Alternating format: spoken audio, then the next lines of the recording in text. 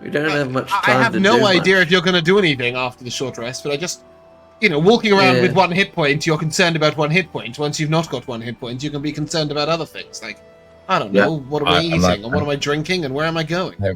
I'm not sure how many hit points I have yet. I damaged you, so if you are full health, then I have healed you. Oh, okay. I'm full. Either through short resting or other products. Yeah, I marked off your spell slots. I damaged you when you were damaged. Yeah. I see this. Yes, the spell slots. So if you have full health, I know that your health is full. I know that if you're controlling somebody, you can't alter their. I do it all. That's right. That's right. Cool. Yeah. So you've recovered. You've gone and delivered the news, both to the.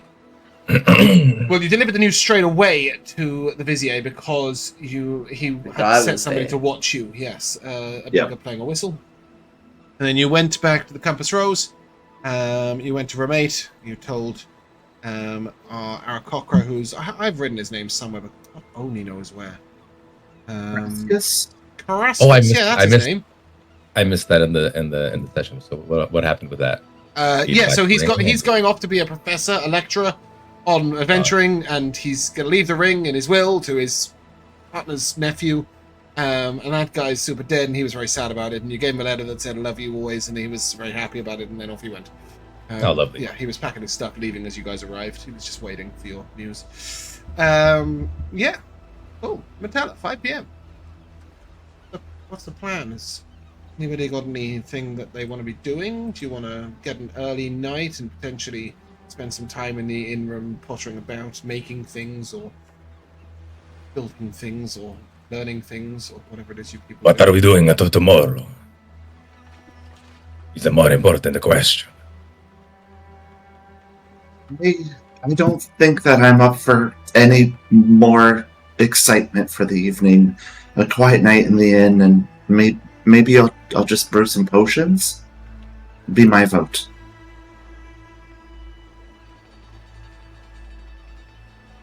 I think Rico, that is fine, but I think Rico, did you ask what you're doing tomorrow? Yeah. Oh shit! What are we doing tomorrow, Mark? This is what I'm doing today.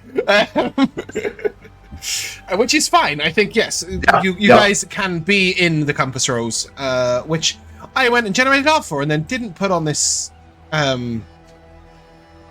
thing. So you can go somewhere else. I don't know. Go there. That place looks nice. Have some patrons. Yeah, and while you're sitting in the inn at the Compass Rose, I'm sure you'll have another all-you-can-eat buffet or something with some all-you-can-eat going on. And as you're sitting around, Pietro asks you, what should we do tomorrow? That is the more important question.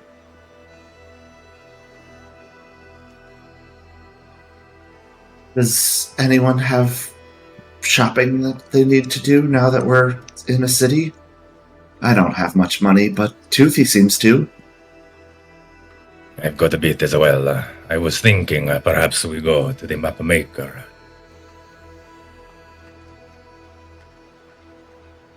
So you had that ring. Can the ring make the map? The ring allows me to see the terrain, the topography of the land. But the map will be very helpful, you see. Can overlay, create a broader, fuller picture.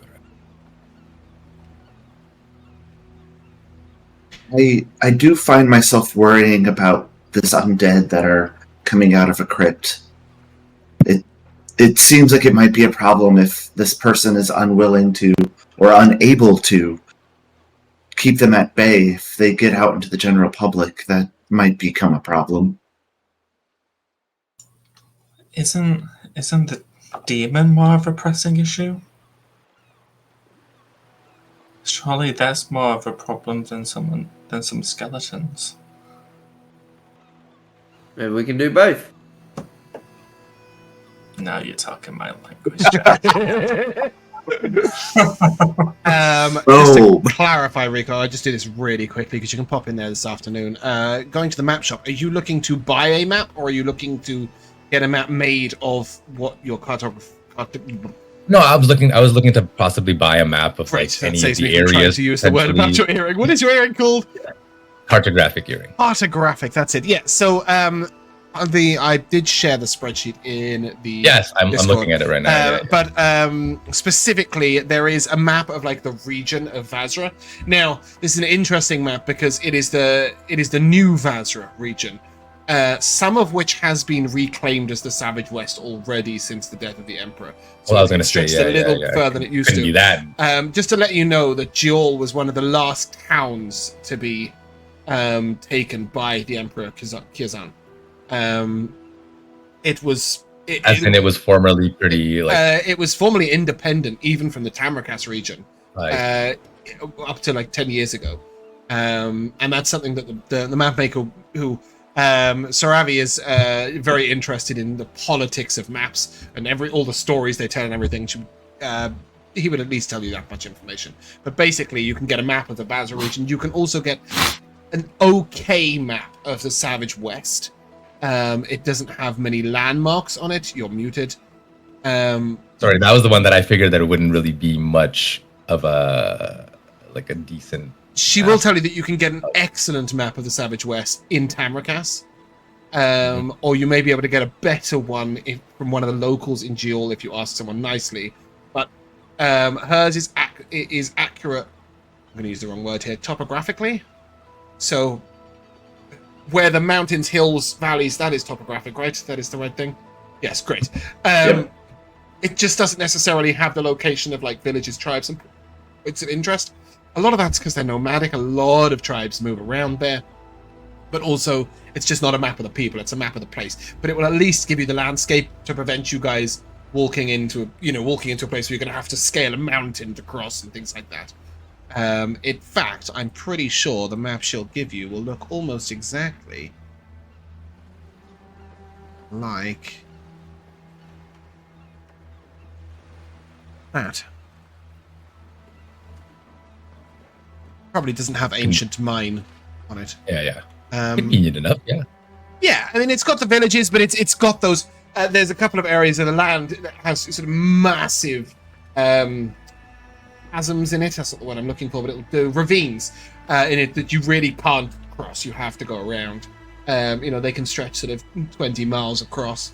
It's got the oasis on it, it's got the rivers, it's got some of the dark hills, it's got the low mounts, as they call them, which are these mountains here. They've got the high mounts, which are these mountains here, and they've got the red mountains, which are over here. It's fairly accurate. She can sell you that map. And the city maps, are they like at all worth is there anything on the city maps that so it depends how far or local you are, but they tend to be pretty good.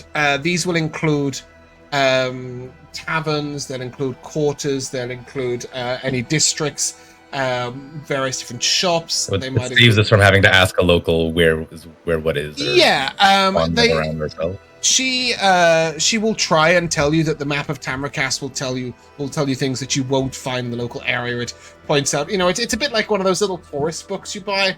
It mentions, the good places to eat and all that sort of stuff. It's well annotated, the city maps. There's a reason she's charging 10 gold for them, which is quite a lot of money, really, for a map. Which you don't have to. Yeah, you don't have to buy them for that price. And then also the map of local trails and hikes includes different information about the journey from... Sorry, I tried to do two things at once and my brain just stopped. It'll tell you more about the journey from Metella to Jiol. It's not a long journey, but... and it will also give you a little bit of information going out towards Marath. It's mostly a depiction of where boundaries have been moved recently. War monuments, a couple of other bits. They may be of interest, but you're also pretty fine to just follow the road and totally not use a map. Well, I'm definitely going to take that regional map, the west. Do we want the maps of local trails and hikes, John?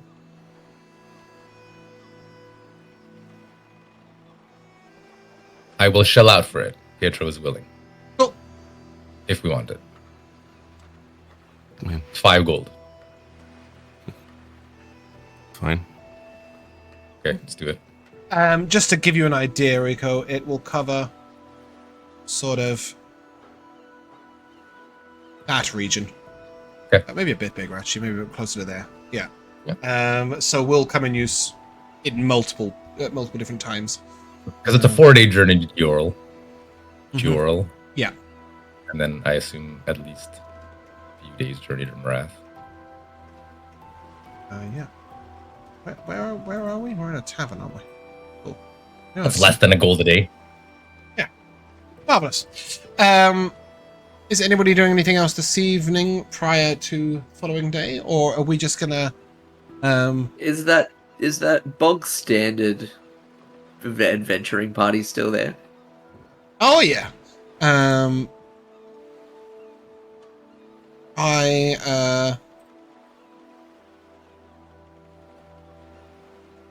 Sorry, I have to reply to that message.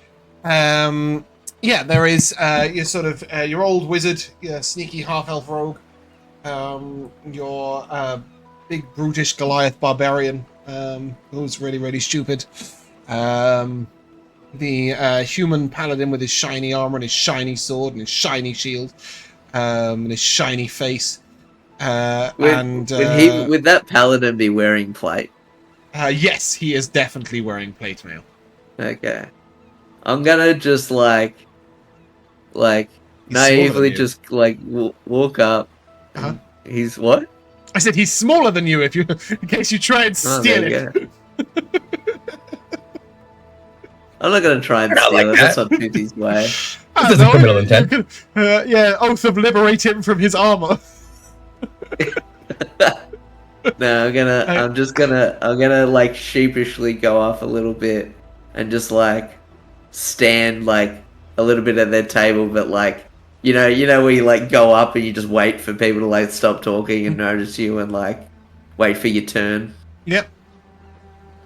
Look over to you and good day, fellow adventurer. Might I be of assistance? Hello, Mr. Knight. You can call me Sir Arthur.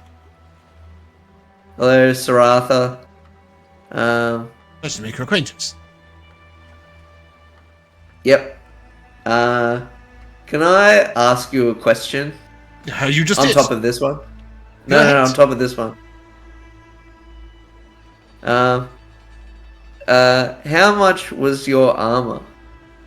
Much was my armor? Well, I'm sure I don't know. I didn't purchase it. It was commissioned for me after we, after some deeds we in the most recent war. It was a brave and noble stand by the villagers, but alas, when we finally came upon them in their time of crisis, they were at their wits' end. A horde of orcs was charging upon them, and stood I alone between them and their deaths, with only my shield and my steed to protect them. And as I raised my sword and the sunlight caught it in a most anime fashion, I was able to protect them. And as such, one of the local towns, in fact, Tabaxi itself, commissioned me my armor. You can see here that the blazing sun that is upon it is the same sun that struck my sword in that moment and blinded the orcs by my mere shininess. He looks at you. Okay, the rogue will sort of, hey, you can get a good set of plate mail for about 1,100 gold pieces. Tabaxi, if you know the right people. I know an armorer over there. His name is Marcus. See, he has a bit on the side, if you know what I mean. And if you sort of mention to him that you're aware of his nightly wrongdoings, he might be willing to drop his prices for you. He'd charge you 1,500 gold pieces if you didn't know that little secret. When the rogue taps his nose, gives you a wink. I realize I called him a half-elf. He's a halfling. Just apologies there. What's wrong with his side? He's got a piece on the side. He means to say that the man has got a wife and also a girlfriend. And when trying to balance the two, sometimes it can cause him problems. He's suggesting that you blackmail him, which of course you would never do because you're a noble, valiant knight of honor and truth and trust, aren't you? Nobody would wear plate mail and blackmail somebody, would they? The halfling sort of looks like it. No, of course not. Of course they wouldn't. There's no dishonorable knights in the world. No oath breakers. No fighters for hire. Did we all You hear can this? all hear this conversation going on. Absolutely, clearly. You might not have heard the halfling's quiet words, but when Sir Arthur speaks, the entire tavern can hear, unless they're too close to those Goliaths who are currently having a headbutting contest. Yeah, I wouldn't do something like that. No, of course you wouldn't. What's your name, fair knight? I'm not a knight. Could have fooled me. So, a warrior?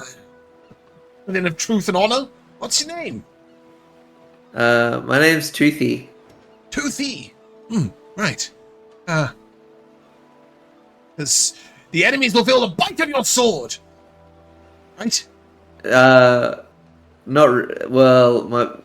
full name is Tooth and Claw. Now that is a mighty name. Imagine that with a sir in front of it. That is excellent. Tooth and Claw. Then there's the downtrodden. What's the sir bit? I don't know what that is. It's when you performed a mighty deed and were a vizier or a councillor or a mayor, or perhaps not a mayor, they're a little lower, but a general or some other upper-class folk with a bigger sword and a shinier shield puts his sword upon your shoulder and declares you a sir, a knight of the realm. A knight of the realm? For my mighty deeds, I'd be knighted twice. But sir sounds really stupid, so I just use one. So if we help people important, they'll give us fancy names. Yeah, why not? I can't keep it up. Sorry. The most ridiculous character I ever created. Jack, did you just say if we help people in pawn? What? No, important. Oh. No, you don't have to help important. I can't do it in his voice. I'm really sorry. If you help people, important people will give you titles. You don't have to help important people. He helped a small village who were being beset upon by a horde of orcs, and he got one sir. And just to really annoy you, sir is spelled incorrectly in this world. Or correctly. We've already done that. Shouldn't we be sirs? What about you? What's your name? He looks over to you. My name's Boxxo. Boxxo. Are you a monk? No. What's a monk? That name would have been a little on the nose. They fight with their bare hands, and it's like they're wielding real weapons. It's incredible. A single fist can fell a giant. But I don't have bare hands. He has a little dragon hand. Right, yes. They don't all have to have... They fight without weapons, but they are still just as mighty as those that do. But weirdly, some monks do fight with weapons. Oh, you do? What sort of weapons do you fight with, young Boxxo? I look down at my glowing rapier, and then I look back up at him, and I'll manifest both daggers. Whoa! Careful with those, you'll take someone's eye out! Mitty. Boxxo. Well, we've already saved a town You from an have? attack. You should get people telling your deeds. Which town did you save? What an interesting question. Mazrea. Mazrea. And they didn't give you a title, they gave you a pair of shoes. I don't know, call fuckers. It was you who fought off that hill giant. Oh, and those stories have filtered all the way down here. Mighty deeds. Perhaps when you return to Mazrea, someone will knight you. I thought that other knights could knight people. You've been watching too much Game of Thrones. No, they have to have a particularly shiny shield and a particularly shiny sword. Yes, some knights can knight other people, but they have to be of a certain standing in the land. No, I'm afraid. But you're a double, sir, but you can't knight us. Indeed. No, the problem is, you see, is I do not rule over any land. I'm still in my adventuring days. Besides, I'm now part of group. We aim for mighty deeds.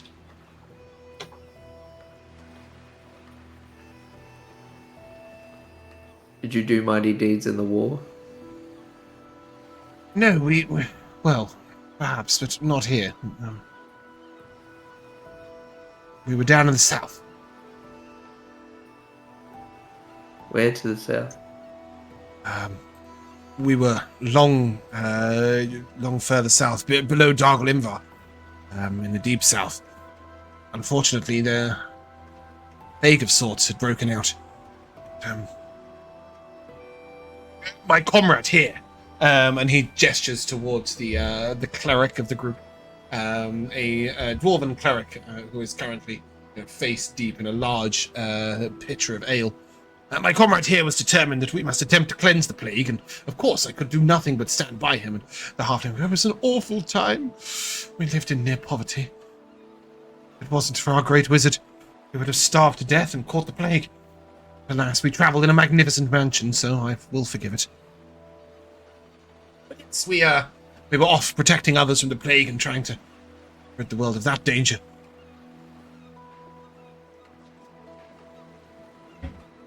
Anyway, that's enough of our tales and enough of your tales. Yeah. I'm sure you have places to be and people to save.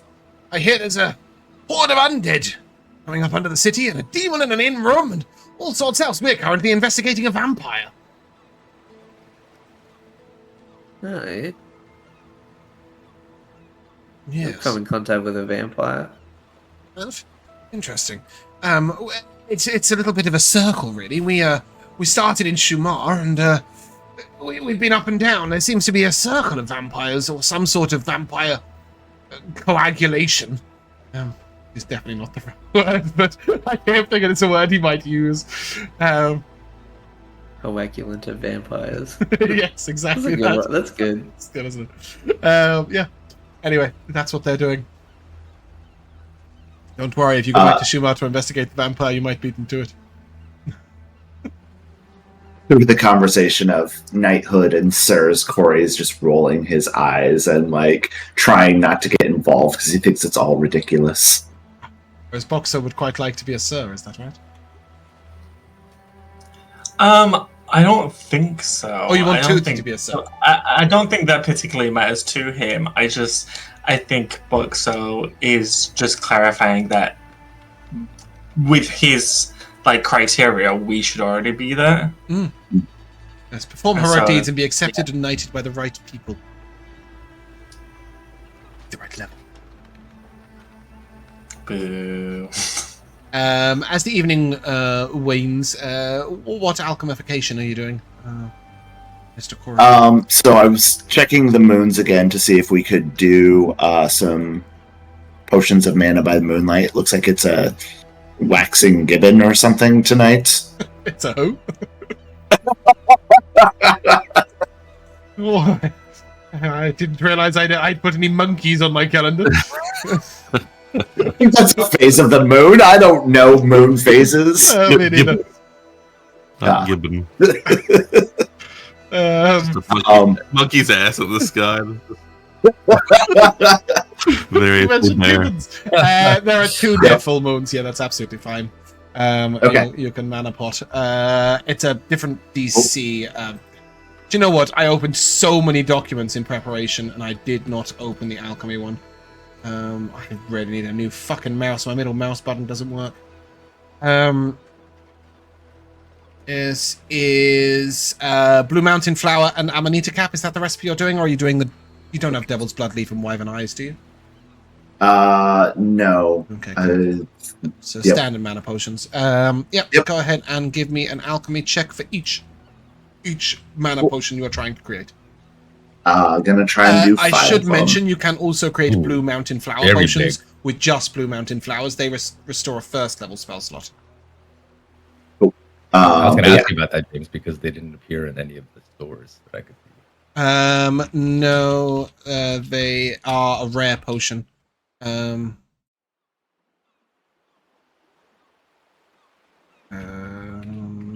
just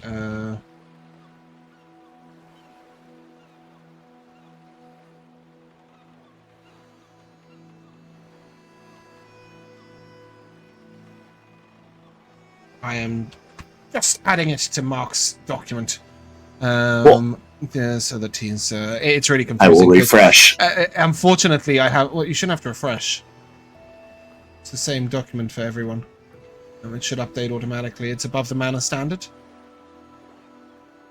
Mm, You got a different document. I've got Corrie's alchemy doc. You have a Corrie's alchemy doc?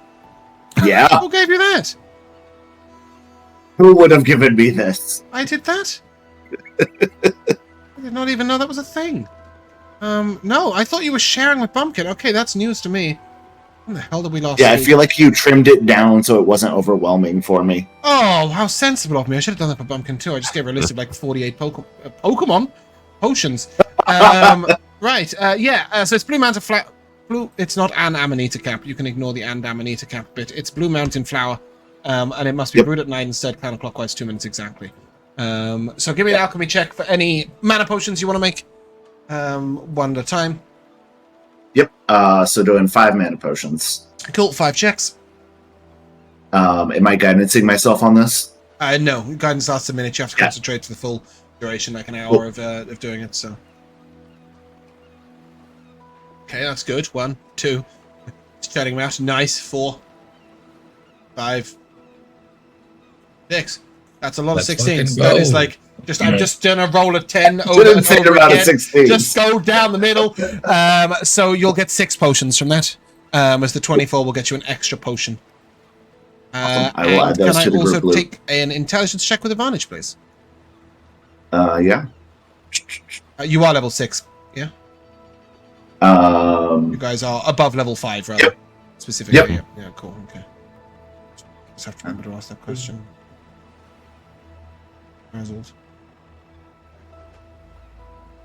12 on the intelligence check. Okay, that's a pass. You have gained a level in alchemy. I believe either in your notes, other, or on your alchemy skill, it will say a number. It's probably 3 at this point. 2. Might be 2, yeah. So if you just increase that 2 to 3, this changes which recipes you have access to. At the moment, it won't change anything, but yes, I'll make a note of it. Cool.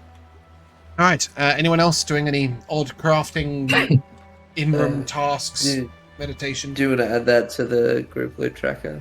Yep, I got another 6 mana potions added in there. Cool, thank you. Don't forget about is it toxicity? I think it is. They add, yeah. Yep. Oh, what is that? Stamina potions. Mana potions give exhaustion. So don't forget about that. Feeling really clever, you can drink mana potions, then use stamina potions to clear your exhaustion, and then use healing potions to clear the toxicity levels that you've got from the... Go around a little circle. Cool. You may all long rest. Anyone do anything else? Nothing mechanical, Right. just... As you wake up bright and early, I've got 3 breakfast options for you. There is Feeling Meaty, which will give you a +2 to strength. There is Toughen Up Eggs, which will give you a +2 to con. And there is your standard breakfast, which involves pancakes and fruit today, which will give you a max HP buff.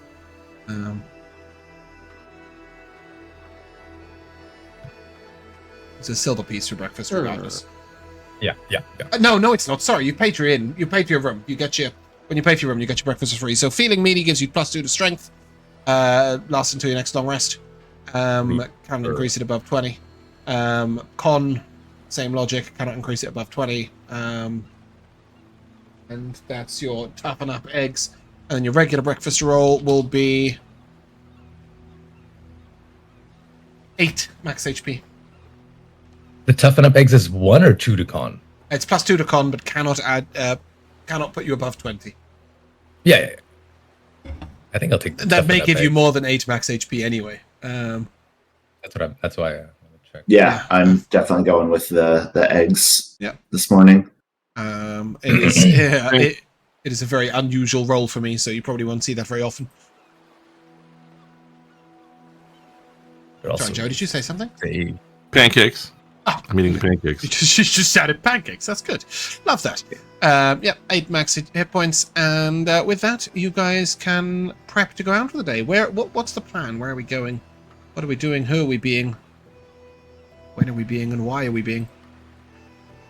Am I able to get rid of this exhaustion card? Yeah, deal it out. Same with you, Jack. Cool. You lose 2 levels of exhaustion if you have to in Compass Rose Inn. It's a high quality inn.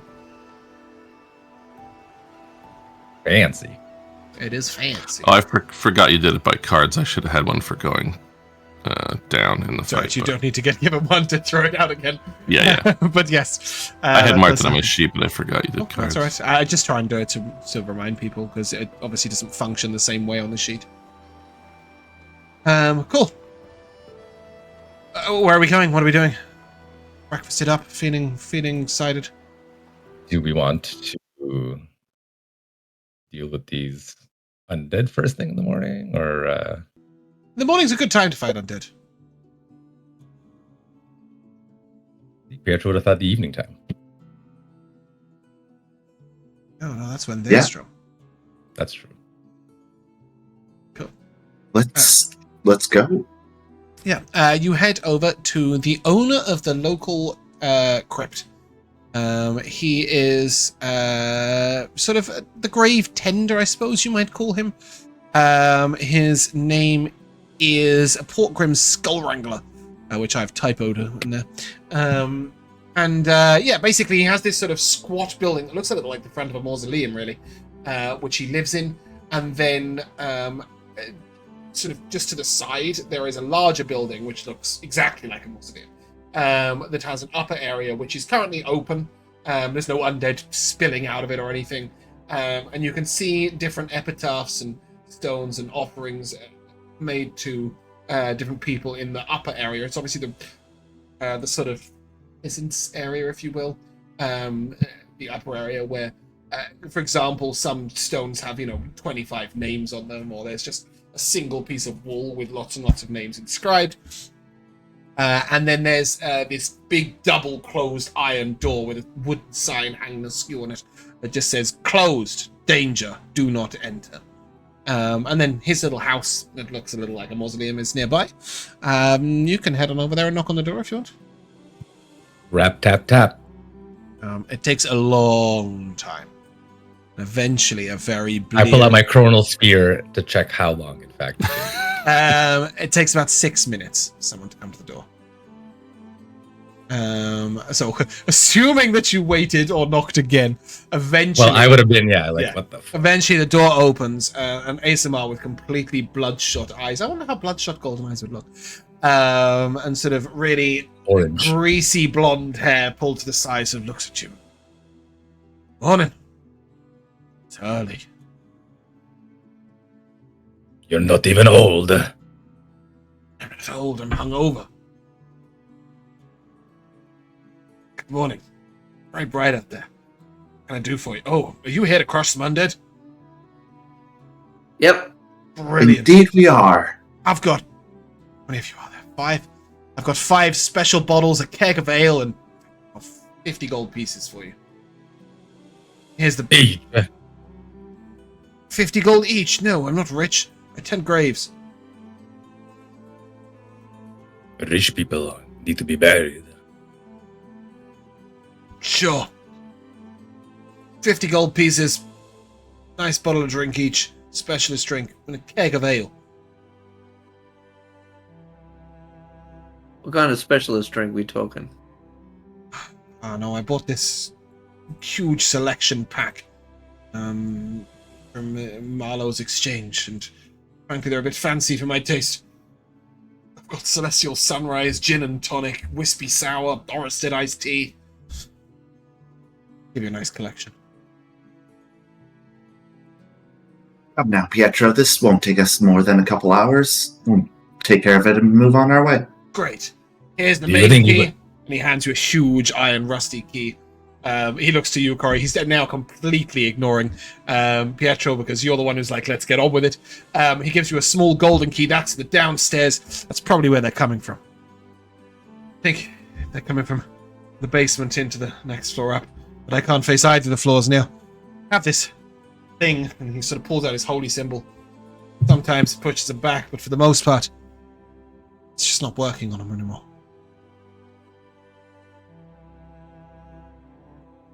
Your listing mentioned that they're coming back again. Yeah, someone put them down a few times. I don't know. If you can find out why, I'll give you a bonus. 50 gold on top. I thought you weren't rich. If you can stop the undead from coming back at all, then I'll be richer. The rich don't want to be buried in places they can't visit their relatives because swarms of undead are moving forward. These are no measly creatures. I can turn skeletons, zombies myself. No problem at all. Can even bash a few with my old mace, but these creatures are something different. You had a question, shiny man. I'll look around to see if I'm shiny. Aren't you wearing a chainmail, is it? Yeah. Yeah, it's gleaming I today. I expect it's rather dirty, though. Yeah, but the sunlight's bright. Everything's bright to him. He's like, yeah, what's up? Yeah. How often do they come back? Well, they come back slowly. So, had an adventuring group go down. They called themselves the Heroes, which is a really crap name if you ask me. Anyway, some shiny guy in a shiny shield went down with a dwarf and some old man and a halfling. Anyway, they seemed to empty the place out. I went down, tended to it. Next day, there was a single undead. I turned him away. A couple of days later, there were a few more. 3 or 4 days, had to close up again. Okay, so 3 or 4. So, let's just say, just a scenario here. We it's put him down. For hypothesicating. Okay, hold on, just bear with me, right? We put them down, you give us a 50 gold, we don't figure out why they're coming back. We return, they're still back, we put them down again. Is that another 50 gold for us? Let's see where you're going.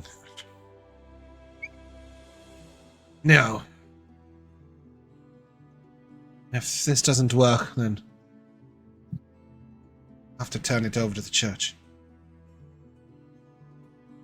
Why do you want to do it so badly if the church can do it? Turning it over to the church would cost me a lot of business. I'd lose my license. Oh, this is like your profession? But already had a bit of trouble with them, you know, they got me drunk a couple of times during the tending. Do have somewhat of a bit of a problem with the drink. It's part of the reason I'm trying to give it away. Figured I could get it cleared out. I'll go down there with a clear head, and if you guys can't work out why it's happening, then I'll go down there and try and work out what's happening. And if they come back again, I'll have to admit to the church that I can't work out why it keeps happening. Alright. I won't try and swindle you. It's awful good of you. Start walking. For what it's worth, the heroes did it for free. Yeah, but we ain't heroes. We already know from their name that they're stupid. You actually met them yesterday. Put a tiny guy and a halfling rogue. And but with that, you can go down into the crypt. Don't open any doors, please. But I think I locked them just so you couldn't. Can't even do say that? anything. Yes. Oh, there we go. I know what you guys are like. You go to the map and it's immediately like, let's... it's because I know that my crypt noise is a long, long way down. Is anybody casting any spells before going down? You go through the upper mausoleum, no problem at all, and then you get to the staircase down to the locked door. Typical mage armor for Pietro. Goes up. Did you not cast it on someone else? Is that someone else? I mean, these guys have their own ways. Oh, the Lizardfolk natural armor, I suppose, probably compensates for not having it, yeah. And the rogue is wearing light armor, is it? Wearing a demon skin. Yeah, he's wearing his fancy demon skin. You took a bath in it. Yes, it is. You're It is wearing nice. a demon skin? Yeah, he poured Came it from on a his cauldron. body and he fucking... Remember, Oh, I like painted that it was like really cool. That was really cool. I remember that happening. It's like a Venom. Spider-Man symbiote. Yeah, there was some evil armor last week that you were like, this is too evil. You would never use this. And I was like, it sounds pretty much like what Boxxo's wearing already. Yeah, that's what I It thought. grows into your skin, but yes. Yeah. Where's my crypt sound? Wait, we didn't take that evil armor? No. We didn't take anything. It was No. plate. I offered plate mail with Toothy. That was +1 plate mail with 3 different resists. Ugh. But it did also No. like steal all your hit die and stuff and like try and kill you. And it was also looked evil. I don't want to look evil. It did look very, very evil. Guys, I don't Would know have what's going on, abated but it. let's just have no sound for a minute, I guess. I use my hit die on my nuking weapon. Yeah, that is true. That. Okay, cool. As you go down, even standing at the door, you can hear the sounds of undead rambling directly beneath the door. So you've gone down, Oh, you've really? opened the first upper door that said beware danger.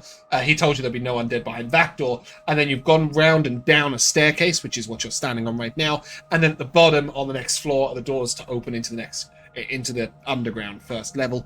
He has told you there are 2 sort of series of chambers. There's this, and then there's the sort of rich people's chamber at the back, which is where he thinks they're coming from. But yeah, you can unlock the doors and then prepare yourselves or not. If you want to cast anything else, do anything else. How long do we expect to be down here? Sorry, Jack. Rico, go. What did you say? How long do we expect to be down here? How long does 2 or 3 fights take and a 10-minute exploration? I don't know, 15 minutes? Okay, I'll cast the invisibility. Sick. Is that a ritual? Can you ritual cast it? I don't think so, no. I'm gonna, if considering undead is directly behind this door, I'm gonna cast Shield of Faith on myself. Nice. Is that +3 or +4 now? That's it's +4. Sick. Sometimes you just have And to... we're assuming that they are like directly behind this door. It doesn't benefit me to do my little holy lantern and see if there are enemies within 30 feet of me. I mean, you can, but it will only tell you that they're directly behind that door. Okay. And you can literally hear them moving about. Like, they're just Cool. there. I was like, oh, I don't know, like when we're gonna find them, but then like you could hear them moving. I'm like, okay, never mind. They're literally 20 feet away. Okay. But anything that lasts a minute, it would be too early to cast. Like, can't No, bless you can up cast and it then and then charge open to the door. That's fine. Ooh. That's fun. So yeah, we'll do a... They're not laying a trap for you. They're undead. You do what you like. Fair. Not very bright. I'd love you to expend well- all the resources you've got. Feel free to precast level 4 spells if you've got them. We're gonna do just the free bless from the staff then. Right. Who are you blessing? And I'll hit myself, Toothy, and Boxxo. Okay. I'll put a little bless thing on you. Oh. Oh, double bless. Double bless. Yeah.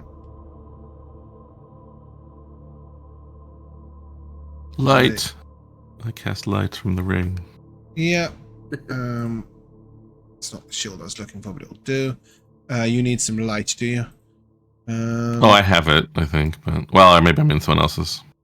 No, Toothy's always emitting light. There you go. You are also emitting light. Oh, okay. Hit this. As soon as you cast bless, you'll open the door, I assume, yeah? Yeah. Great. Open the door. Roll initiative. Bang. I'll take it. Oh. Is it Oh. too late to say that we made pies this morning? Of course you made pies this morning. That's just logical. Okay. Cool. Yay, You wouldn't have come to a fight without having your pies. No. It would have been silly. Cool. Yeah, as you open this door, you see before you 3 zombies that are a little unusual. They've got sort of more curved claws. They're thinner than usual zombies and drawn out. And Corrie, you may give me a religion check. Over in the back corner, you will see a creature that looks like it has no bones at all. There's a shambling mess of skin that's sort of moving around with a draped tomb cloth over it. And over to the right, you see a creature with a very, very long tongue. He's currently cleaning the inside of a skull he holds in his hand with his tongue, licking out the last morsels of flesh. What did you get on your religion check, Corrie? 27. Cool. Yeah, you know these creatures to be husk zombies. They basically are, if they kill anything, they can raise them as undead themselves. So they create more undead themselves, and they can be quite difficult to completely put down. Yeah. I've got Vel'zekiss at the top of initiative with a 19. I've got Corrie at the bottom with an 8. Anybody want to swap around, or are we quite happy how we are? Should have a 16 going yeah, on. I did the weird advantage thing where I took the first one, not the cool. advantage, so it's 16 for me. Got it. Cool. So was that Joe? Anybody who can actually see what's going on is welcome to my 19. I mean, you're true. more than welcome to move in, Joe, as well. Well, sure, but Yeah. I was going to ask if Boxxo Efficiency. wants to go before Pietro, so take Pietro. I think Boxxo always I don't wants to mind go going last. after somebody gets in melee range of an enemy. Fair. Yeah, do you want me to go? Do you want me to go Okay, hit. first? yeah, go Then for it. Joe. Yeah. Okay. I didn't roll too poorly, so. Toothy, you're up. All right. So I decided to take off the short sword of defense over the long over last night. So I now can throw the hammer and return. Oh, you've it, attuned to it. Okay, 'cause cool. I'm attuned to it. How far can I throw it? It'll say on the hammer, I think. No. Well, I've been reading it. I'm not sure if it does. Oh, yeah, it does. It says bright light 30 feet. No, not bright light. No. It should say how far you can. Give me a second. I wait for things to load because I can't answer that question without reading it. no, because it's a warhammer. James, Oh yeah. So you you'd can't have to throw a read the warhammer. light hammer to work Yeah, out because it'll be the same distance. Whatever light hammer. Okay. Eventually, my equipment tab on D&D Beyond will load, but if somebody can get there quicker than me, I mean, it literally takes fucking 10 minutes. I'm here. It's 2060. 20-60, there you go. Okay, 20 feet, straight 20. roll, 60 disadvantage. Okay. Also, Mark, can you undraw your line or draw another line for me? Sorry. Thank you. Yep, great. I move up. I throw my hammer At the guy in front of me. directly in front of you. Cool. Yep. Yeah.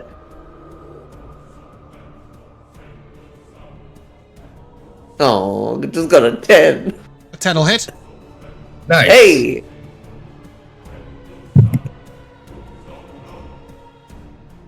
That is Ooh. 12, and 4 of that was radiant. Cool. They don't appear to be vulnerable to radiant, but you do see as the light sort of coats it, you see that maybe it doesn't quite have the same internal fortitude that it might otherwise have. And in fact, Corrie got a 27 on a religion check, so would know that you need to deal radiant or a critical to guarantee killing these creatures. Otherwise, they may be able to make a save to prevent themselves from dying. Okay. So as I throw it and it smacks it, and then I recall it and it turns my hand, I run up and try to bring the smack down on this guy. Also, Mark, There's the a- next there's time a you go into my freaking- channel and put a bunch of moving emojis, I'm going to ban you forever. I cannot get them out the chat, and all the time on my screen I'm just watching 45 ducks in sunglasses scrolling to the left. Driving me nuts. Sorry, Titty. What are you doing? Nah, that's cool. I'm just gonna run up and grab the hammer and smack the guy.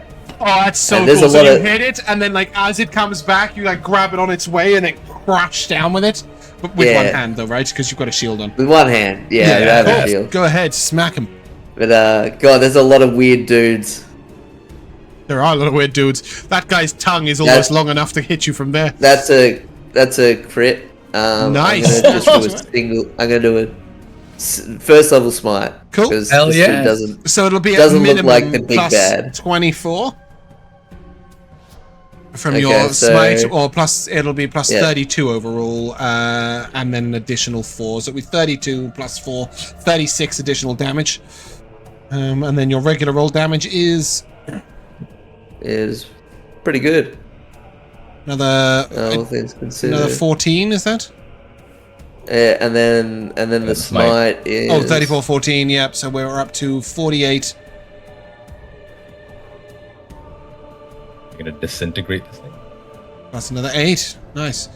It is definitely dead, yes. You just see it shatter into a pile of bones on the floor. You hit it with Radiant, you critted it, and you did more than its health. All three at the same time, and it just goes. Crumbles down. You look pretty cool doing it as well. You want to take a step closer to one of these creatures? Yeah, I'll go here. Okay, cool. Yeah. Fantastic. Like, Does that conclude your turn? Turn to my right, turn to my left, move up.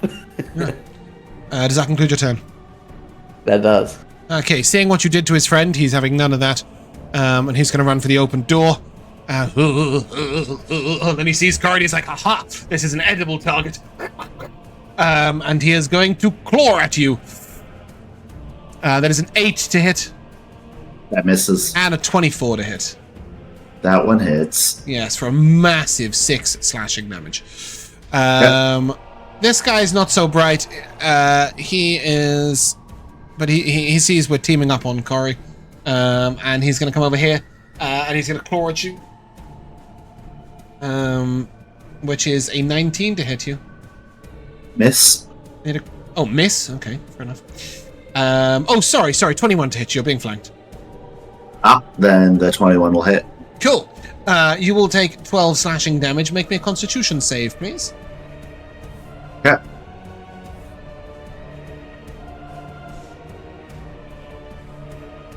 Nice. 15. Yeah, you feel sort of like this cold, creeping feeling up your skin where it hit you. But you sort of shrug off the ill effects and then get bitten for a 23.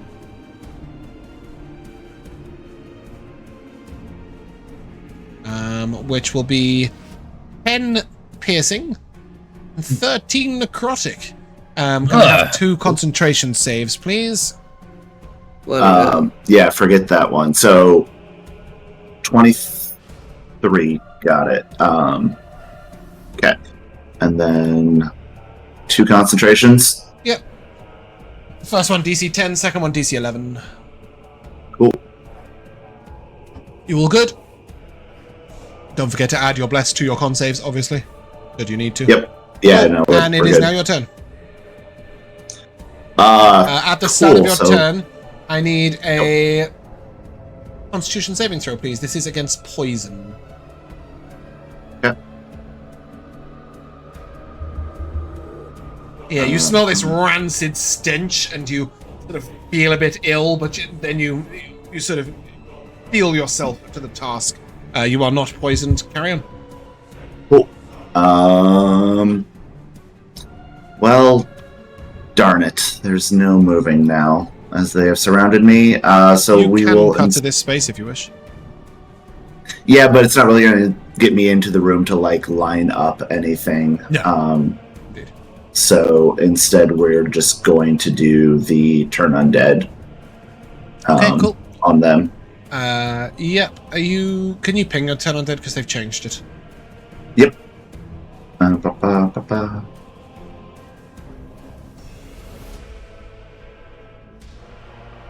because they don't have it there. It's just under your channel divinity. Just ping channel divinity. Yep.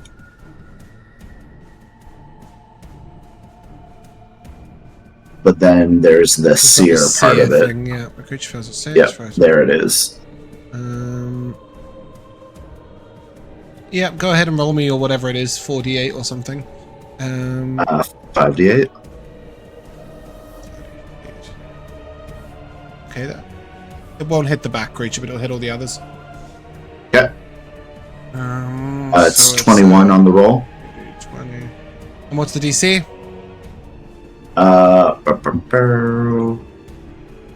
DC is 16. Okay, I've got 1 success and 2 failures. The Ghast, the guy directly in front of you, succeeded. Yeah. On a failure, they are frightened and take 21 radiant damage. Is that right? Correct. So this guy is wounded. Guy right next to you. That guy next to Toothy is wounded. And do they take half damage on a success, or they take none? Take none. On a success. Cool. Okay. Yep. And they're also frightened and must try and move as far away from you as possible until they take damage, right? That's a weird concept, because they take damage and then also it ends if they take damage. And it like specifically says in the seer that this doesn't break the turn, and I think they had to like add that in there for that reason. It's just odd. Any bonus action from you, Corrie? Yeah, I'm gonna eat a pie as a bonus action. Okay, fantastic. Vel'zekiss. Okay. I wonder if it's worth me seeing or just fighting the two that are here. Yeah, I guess. Unless am I dealing with any cover or danger firing spells through Boxxo and Corrie? No, it's all. Alright. They're short. Yeah. I guess I'll just fling a chaos bolt at the guy to the left of Corrie and see what happens. Yep. You tidesing this or just straight rolling? I couldn't decide if because I can't see many people are here, because I have that now that we've completely converted over. I have the innate sorcery that would just give me advantage anyway. But it's only a couple times a day. It's also less cool than the Tides of Chaos. I quite like the Tides of Chaos personally. Yeah, I mean, I'll use it. I'm really hoping Jamal's not going to be allowed to use innate sorcery once he gets his magic sorcerer. So I just want to see him get a roll. But yeah, I mean, you did see Tuesday hit this creature with a 10, by the way. So yeah. You could also do none of the above. It's totally up to you. Yeah. Yeah, just right. Let's just straight. Here we go. Cool. Go ahead. 28 will probably do it. Yeah, that'll do. Advantage. Alright, let's click and see if I can keep track of the dice that get rolled here. Okay, choose a damage type, acid or force. Let's try force. Cool. Total of 9 damage, is that correct? I guess so. Fuck. That's some tragic rolls. Stupid thing. So it's a 2d8 and a 1d4, yeah? And a 1d6, sorry. 2d8 and a 1d6 in total, yeah. And you just rolled 9 damage, sadly. Do you have a gem on Chaos Bolt? You don't, do you? I see, it's one. No. Oh, yeah, I see what it is. Sorry, yep, that's correct. Cool. Creature severely wounded, didn't bounce. Big sads. Right. It's okay. I think that's all for now. Pietro. It's me already? Whoa. So come out for like 45 minutes, but sure. I know. I want to try to, with my bonus action, push the Ghast diagonally. So sort of like here. Yep. Yeah, absolutely fine. You probably have to step into Vel'zekiss' space, but that's not a big deal. That's fine, yeah. And I will make a strength save. Sort of like lean into I will succeed. Oh, you bastard. He just looks at you. Well, that's okay. I didn't really have to do that. It was just would have helped Corrie out a little bit. I am now going to cast Magnify Gravity at 2nd level. Mm-hmm. I will drop it on the map.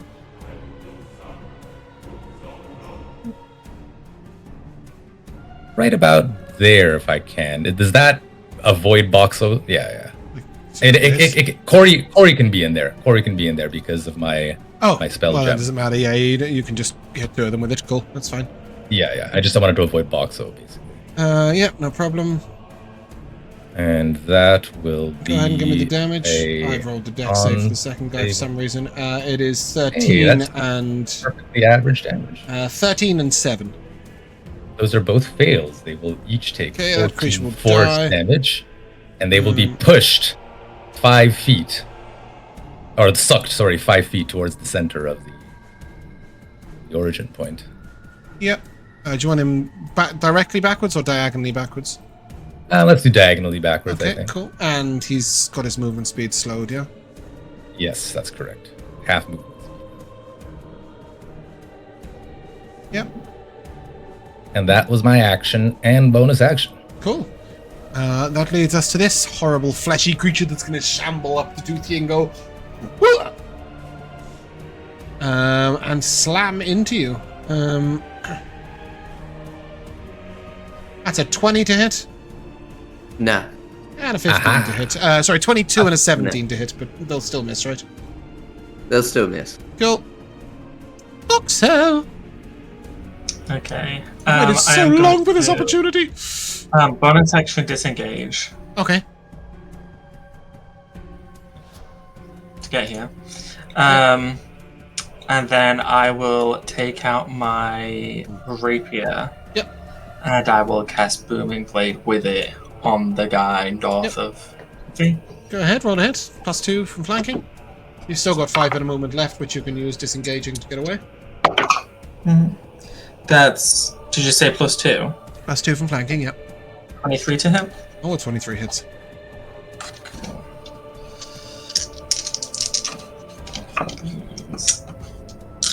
Okay. Because it does radiant damage, that's why you're using it. So that is...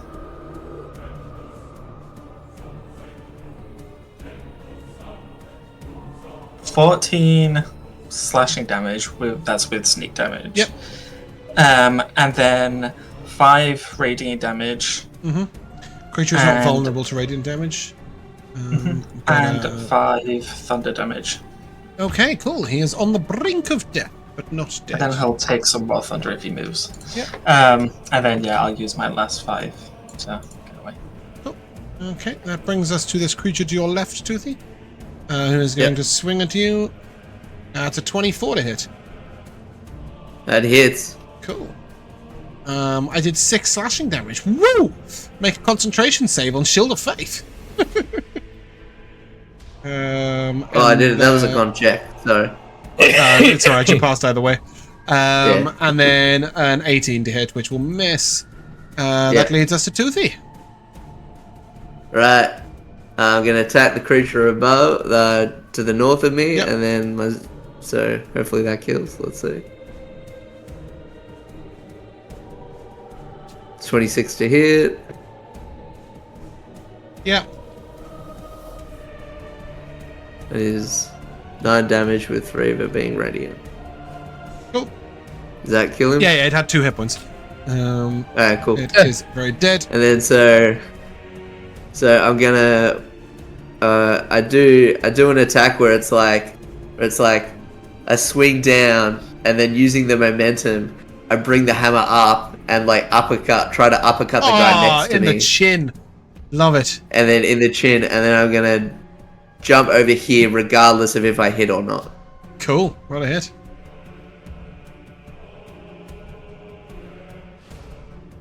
It's 21. Yeah, 21 will hit. To hit. Yeah.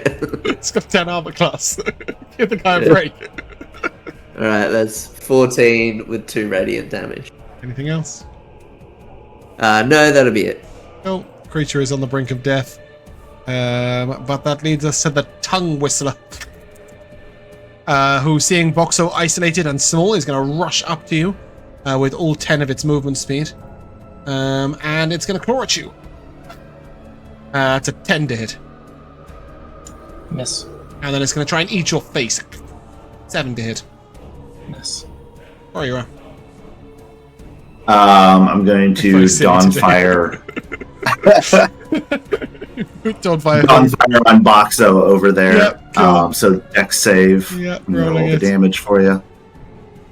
It's going to be 10. 15. That fails. Cool. Takes 10. Boxxo gain 10 temp HP. Cool. And then I am going to taunt the one over by Toothy.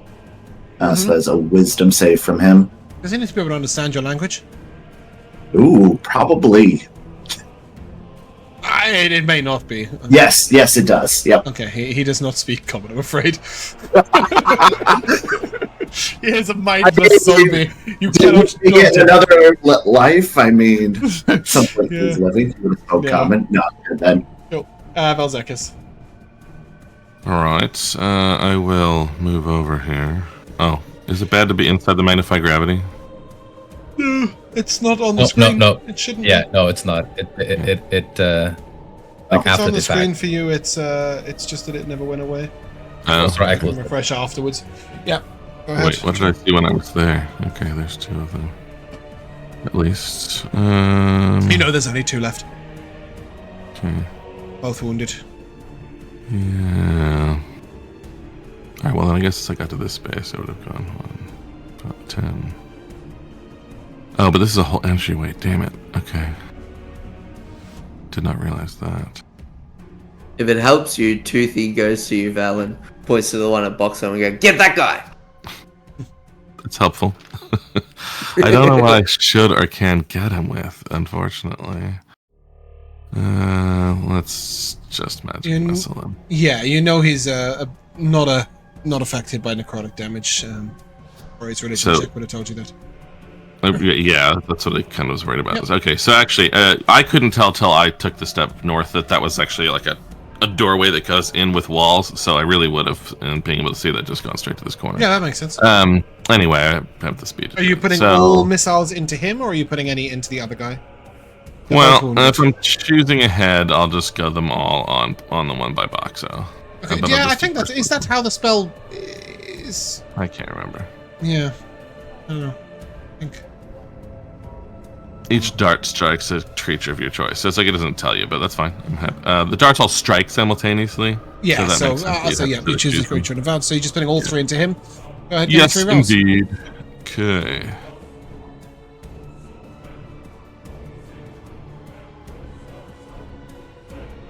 Okay. 16. Well, you made the right decision. That was just enough. Let me just see if he doesn't have a survive thing. So yeah, he's dead. Cool. He had 15 hit points, so very excellent decision making. Pietro. I think that's sufficient. There is one creature on the brink of death in here. Oh, so how convenient. I can see him from my position here. I didn't need to move up. I will telekinetic slam. 11. That's a fail. Cool. He has 2 hit points. He took 8 and he's gets dead. Crushed into the floor. Great. With that, you guys are successful. You've cleared out the undead in the entranceway. It is worth noting that the doors behind are open. Clearly the undead have come through. You may each take 150 experience points.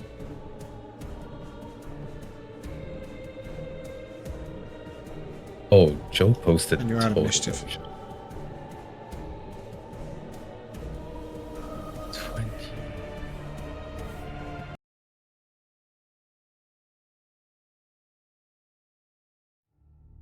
After all that searching for my ambience for this area, I realized that prior to the session, I moved it to the very top of the list. Oh no! I scrolled down all the way down, looking for T for tombs. It was right at the top. I just found it opening the tab. Cool. You guys can move freely. You're out of initiative. In here, you will see that this is the room that is clearly where the embalming is done. And where tombs are prepared, there is a sort of over here is an incineration pot that is clearly used for cremation, and then these 4 slabs and the chests in between are used for the embalming of the creatures. I was going to say the coffers are probably holding like. Yeah, embalming fluids, tools, etc. On one side you've got like scalpels and bone cutting saws and stuff, and on the other side you've got fluids, oils, etc. What were those things? They were normal, like people who came from death, right? What if Indeed, Yes, go ahead. This is your territory, Corrie. They seem to be a special type of husk undead. I've read about them in books, but they require a bit more of a special circumstance to appear. One thing you did note, especially with the Ghast, is that these creatures weren't necessarily made of one creature. They may have gathered bones from other areas within, put them all together. They put themselves together strangely. Some of them have grown flesh over amalgamations of bones. They weren't made right. They were collections. Especially that tongue did not seem humanoid-sized tongue. I don't know where it got that from. Me neither. That's cool. I love ghasts. I think they're some of the coolest undead around. Well, let's press on regardless. Yeah. Yeah, go ahead. Don't worry too much about movement. Just keep up and out. Yeah. You'll see a few disturbed coffins on the way. Pietro, that one you're standing next to, is open and completely empty except for one toe bone.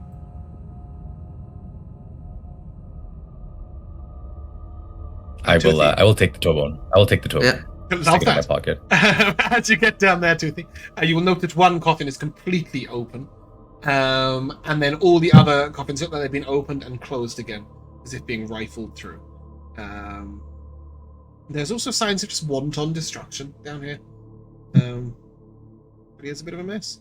And then you see a small staircase leading to a passageway and another set of doors with a small golden key, keyhole. The doors are sort of reinforced steel and stone, very heavy, and you can hear this sort of clamoring noise behind it, as if 50 undead is sort of doing press-ups on the floor at the same time. Like there's just sort of like horrible shambling of bones happening behind it. Oh God. I'm gonna put you guys in the next map. You're only traveling 8 feet. Oh, have I put a gap in the door? We can't see one. Not now. There was just a thin sliver of light for some people who are standing on the left. As you stand before these doors, you know this was the chamber that he thinks the undead were coming from. Is this just same plan? Your Shield of Faith will still be up. Obviously, your Bless will have ended. Yep. The invisibility still up? How long is that? 10 minutes? 1 hour. Oh, yeah, 100%.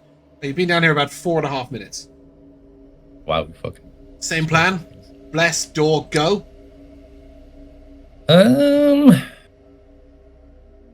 Maybe, I don't know. Did we hear about 50 of them? Guardians? I think this is the time that I'm turning on the Spirit Guardians. Yeah, absolutely. You can turn it on here if you want. And we will, we're gonna turn that on. Is that 15 feet emanation? That's right. Yes. I'll have to make yours. Actually, we passed by a lot of junk in here, didn't we? Yep. I think that's the goodest time as any to use animate objects from my ring. Beautiful. Roll me your D20. I sure will. Fingers crossed.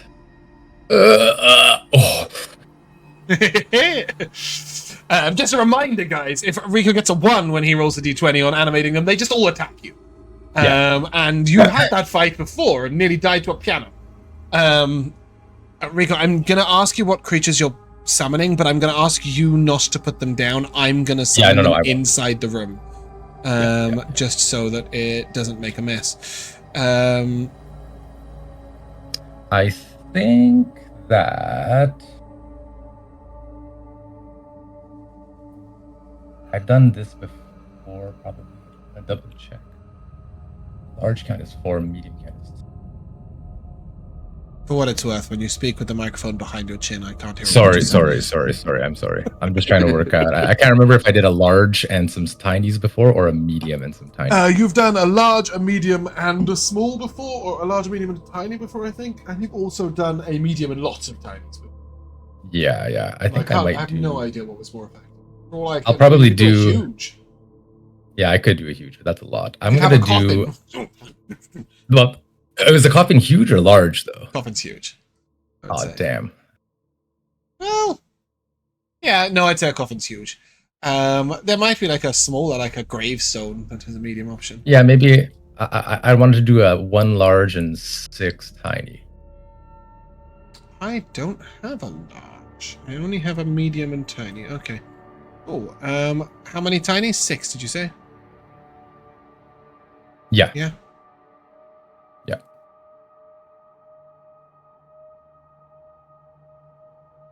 How much health does a medium have? A medium or large? Large, sorry. You know what, let's do 2 medium, since you mentioned gravestones. We'll do 2 medium, which is also the same calculation. I apologize. Medium has 40. No, I don't. Sorry, the mediums I'm not worried about, because they're already made. I was going to make the large one, but as soon as you've decided to go with this one, they are all present and correct as and when you guys go in. Corrie puts up Spirit Guardians. Anybody else doing some crazy prep shenanigans? Great. Yeah, so we're all crammed in this small space with a bunch of like. Vel, do you want to innate sorcery before the door opens? I mean, it's a bonus action. I can just do it. Sure, that's fine. Looks like it's bad enough, but yeah. Okay, cool. I'm just clarifying. I have no idea like if it's worth it. I mean, it sounds like a lot of noise, I guess. But yeah, but for all you know, that's a bunch of skeletons are gonna die the second Corrie walks near them. You've got 10 or 25 other spells. I'm totally fine with you not doing it. I just was letting you know it was an option. Cool. Well, in that case, roll initiative and then open the door. No other way around. Roll initiative, then open the door. Come on, guys. Rolling initiative. Is that a nat 20, Josh? No. Cool.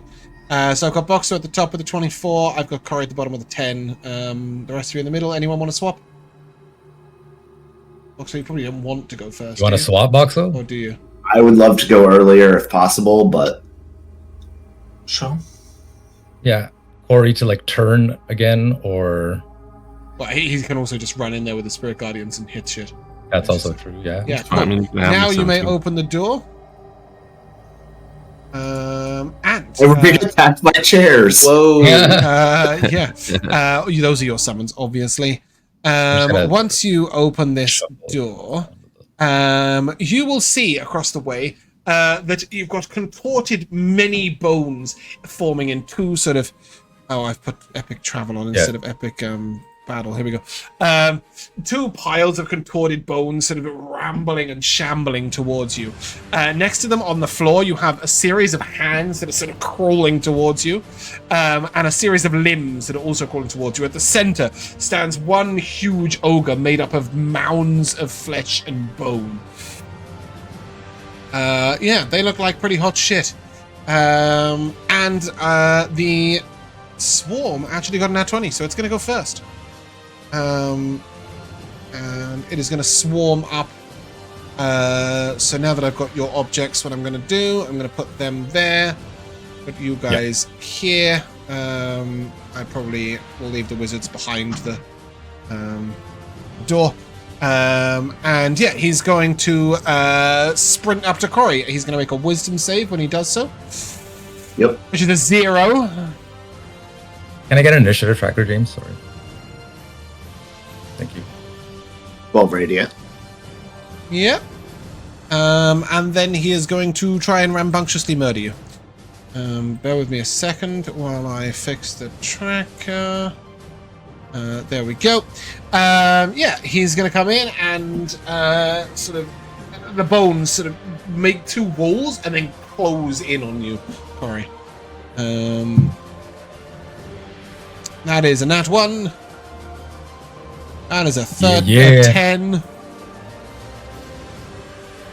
And that's a 19. That misses. Yeah, cool. Corrie, you're up. That hits. Oh, 19 hits you now? Because I don't have the bless buff up. Ah, your armor class is still showing as 20 on the... Yep, I just realized that I need to remove that. Yep. Cool. You will take 13 slashing damage and give me a concentration save, please. Yep.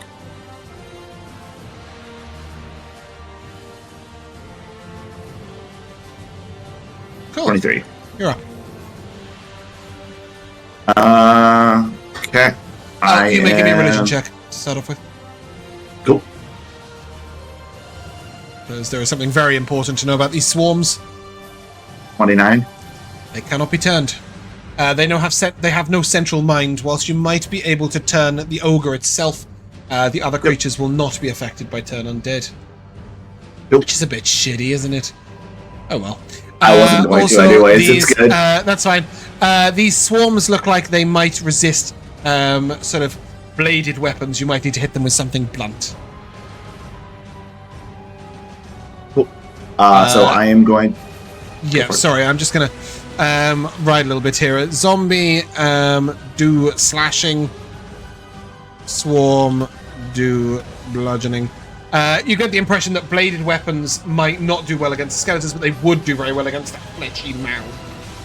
Likewise, bludgeoning won't do well against that fleshy mound, but will do well against the other stuff. And as Corrie shouts all of that out, he then does what?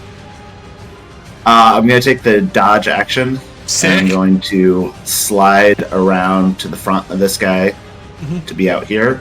And then we're going to cast the Radiant Aura on Toothy. As the Gladius appears on your arm, the next attack you deal, you can add 3d8 radiant damage to it. Is that the no next attack that you concentration? hit. Nope. Sick. Love that. Toothy, your next hit will do plus 3d8 radiant damage, and it is your turn. Alright. Well, I'm gonna run up here, and I'm gonna attack the dude, the big skeleton centipede thing.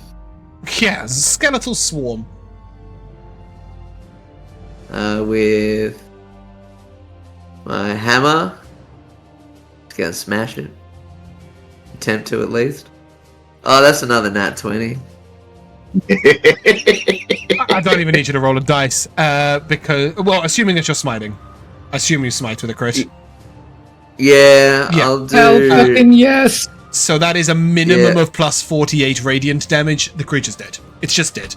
I don't need to roll. It's some stupid... You can roll if you want to have fun with it, but it is some silly amount of damage. It's a minimum of plus, plus 60 damage. That's on the spell. And... Yeah, cool. Paladin crits. You walk up, just explodes in a pile of radiant light. Now I'm gonna look to Corrie and say, "Do you want me in front of you?" And look into the guy. Yeah, happy to. All right. You have 24 armor class. You should be in front of anything. All right. I'm gonna go, and yeah, I'll just go there. I'm waiting for the moment that Pietro puts haste on you. And I'm gonna swap weapons. I was thinking about it, I'm being honest. Yeah. What are you swapping to, I'm gonna Toothy? swap weapons to my scimitar. Do you want to take a second attack first, Jack? Oh yeah, because you could throw the hammer. I could throw it. I forgot. I could throw it. That's so cool. These things obviously are much more vulnerable to it. You will be at disadvantage because of the range. Yeah. I don't have enough to run up and run back. Because you moved from... Did you move from there? So yeah. No, there, right? So you should have 5 feet more movement speed. If you want to move 5 feet more, you will be able to throw without disadvantage, but you would also take Corrie out your aura, so I don't know, it's up to you. I was going to say, the other thing, though, is then you're at the range where they could hit you and not have to step into my aura. Yeah. If you stay back, then they have to step into because I have 35 feet of movement. Oh, you do? Sick. Okay, so you're going to go 5 forward, 5 back. This is going to be beautiful. Yeah. Yeah, go ahead. Okay, I'm going to attack the bottom one. Cool. Yeah, the one that is vulnerable to bludgeoning damage. Yeah, the one that... That's another reason why I didn't ask you to roll, because it's vulnerable to bludgeoning, and you hit it with a bludgeoning weapon with a crit. 16 will hit. Beautiful. I'm not smiting. Cool. But I did 12 damage, 2 radiant. I need you to... 2 of which is radiant, so it's 10, 20 bludgeoning, and 2 radiant. Cool. I think you've done quite enough. Vel'zekiss, it's your turn. Okay. Yes, so I will, in fact, bonus action, activate innate sorcery. And then I shall... I imagine there's a lot of busted up little bits of tomb around here. And skeleton next to Toothy. Yeah, so just for flavor, really, I'm just sort of grabbing up a handful of little like crumbled rocky bits of the place, and similar to as he's done with Cloud of Daggers, he kind of tosses them into the air. But this not being Cloud of Daggers, instead he what is my? Oh, I wrote language, but I can't find it. Oh, he goes Solia Shadak, and the 6 little bits of rock begin to disappear and reappear around his head, and you may see little flashes of like whistling and upper atmosphere as he's sort of teleporting these stones up and turning them into meteors as I cast Melf's minute meteors. Beautiful. Which I will then have 2 of them land. You can throw 2 as part of the spell cast? Yes, and then on subsequent turns, bonus action. Fantastic. Yeah.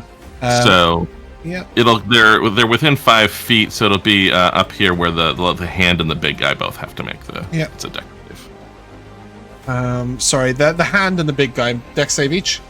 Yep. Can you hit? Are you hitting both of them with each throw? Correct. Right, okay, cool. So I need 2 dex saves. Within 5 feet. Yep. Cool, okay. So let's do 2 of those. Lovely. And then the crawling claws.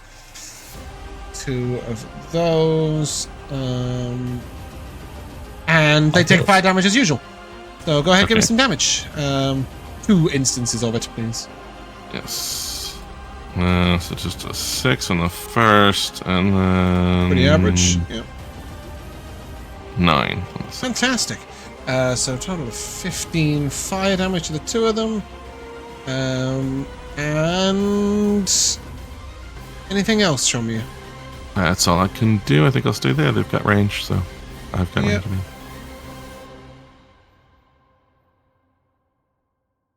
Let's put that there. Cool.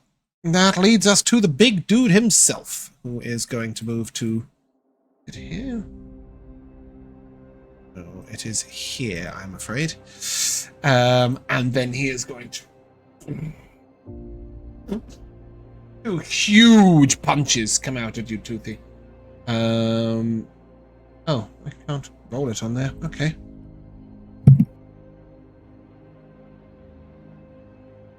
But I believe a 16 and a 19 will miss. And an 18 will miss. Yep, that will miss. Cool. And then he sort of stands down there. And Pietro, it is your turn. Okay. From Beyond 20. I just need to measure something very quickly here. So I only realized after the fact that I had reach and could stop just outside your Spirit Guardians. The stuff's movement, I think, 30 feet flying. Yeah. It's different depending on the creature, but yes. Yeah. Can't really get anywhere yet. 6. So... Do you want to take 8 dash actions on them? No, not yet. Because what I would like to do first, and I think I can do this. Circle. Did I hit all of them? Yeah, I'll hit all of them. Yep. So Pietro will fly up into the air. Sick. It's 10 foot ceiling, within, but go for it. Well, yeah, it's 10 foot up in the air. Yeah, just behind Corrie to get a good view. When you're down there, you're now 25 feet ceiling. Okay, so then... Yeah, the stairs go down and down into pits. Yep, carry on. Yeah. And I'm going to throw a fireball. Beautiful. The back wall of this tomb. Fuck it, why not? Is it a 20-foot radius sphere? It is, right? It is a 20-foot radius sphere. I think I have an asset. I can throw it. That's alright. I don't need you to put down an asset. 40, 20. Oh.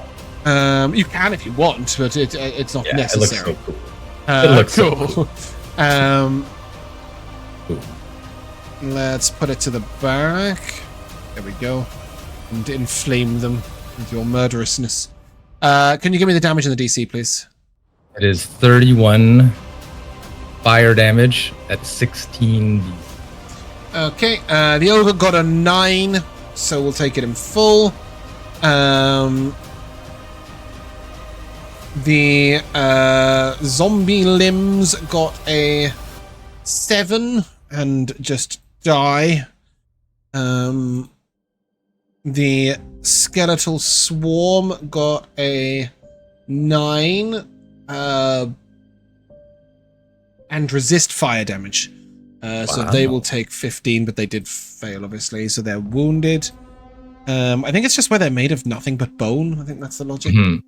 And then the swarm of crawling claws.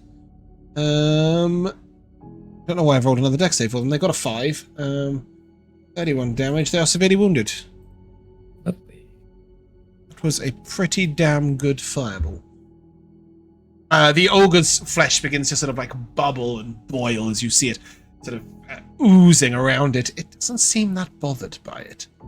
Not that you were resisted or anything, it just has a lot of hoops. And now as a bonus action, I would like to control my animated objects. Sorry, so I thought you said that was a bonus action. I was like, what? Oh, no. As a bonus action. What do you think you're doing? How can any of them move more than 30 feet? No, they cannot. Well, if these are tombstones, then I assume they don't have legs, so they are also 30-foot flying. That's fine. So I sort of wanted to zoom them. Yeah, but I'd hope that they would sort of split into small groups to the left and the right, so that like a small group of. Yeah, that's fine. Can we get some towards this guy? I'm doing it. Towards this guy, maybe like 3 of the tiny. Yeah, something like that. And those are all dashes, I assume. Yeah, they'd have to be. Otherwise, you could get to Toothy.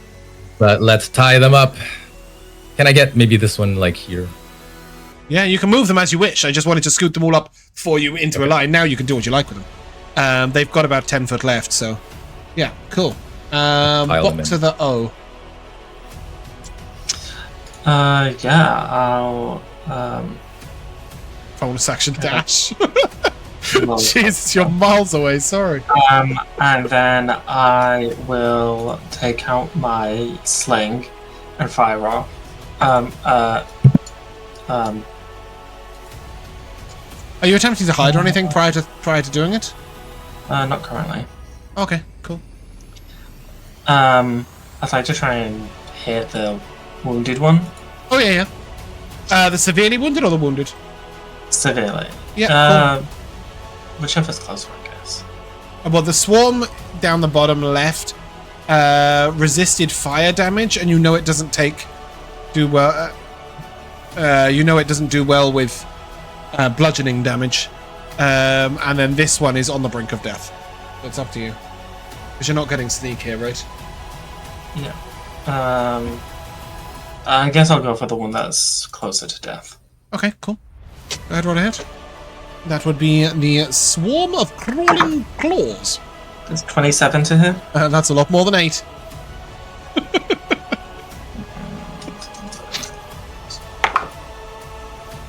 So that's 10 bludgeoning and 4 cold.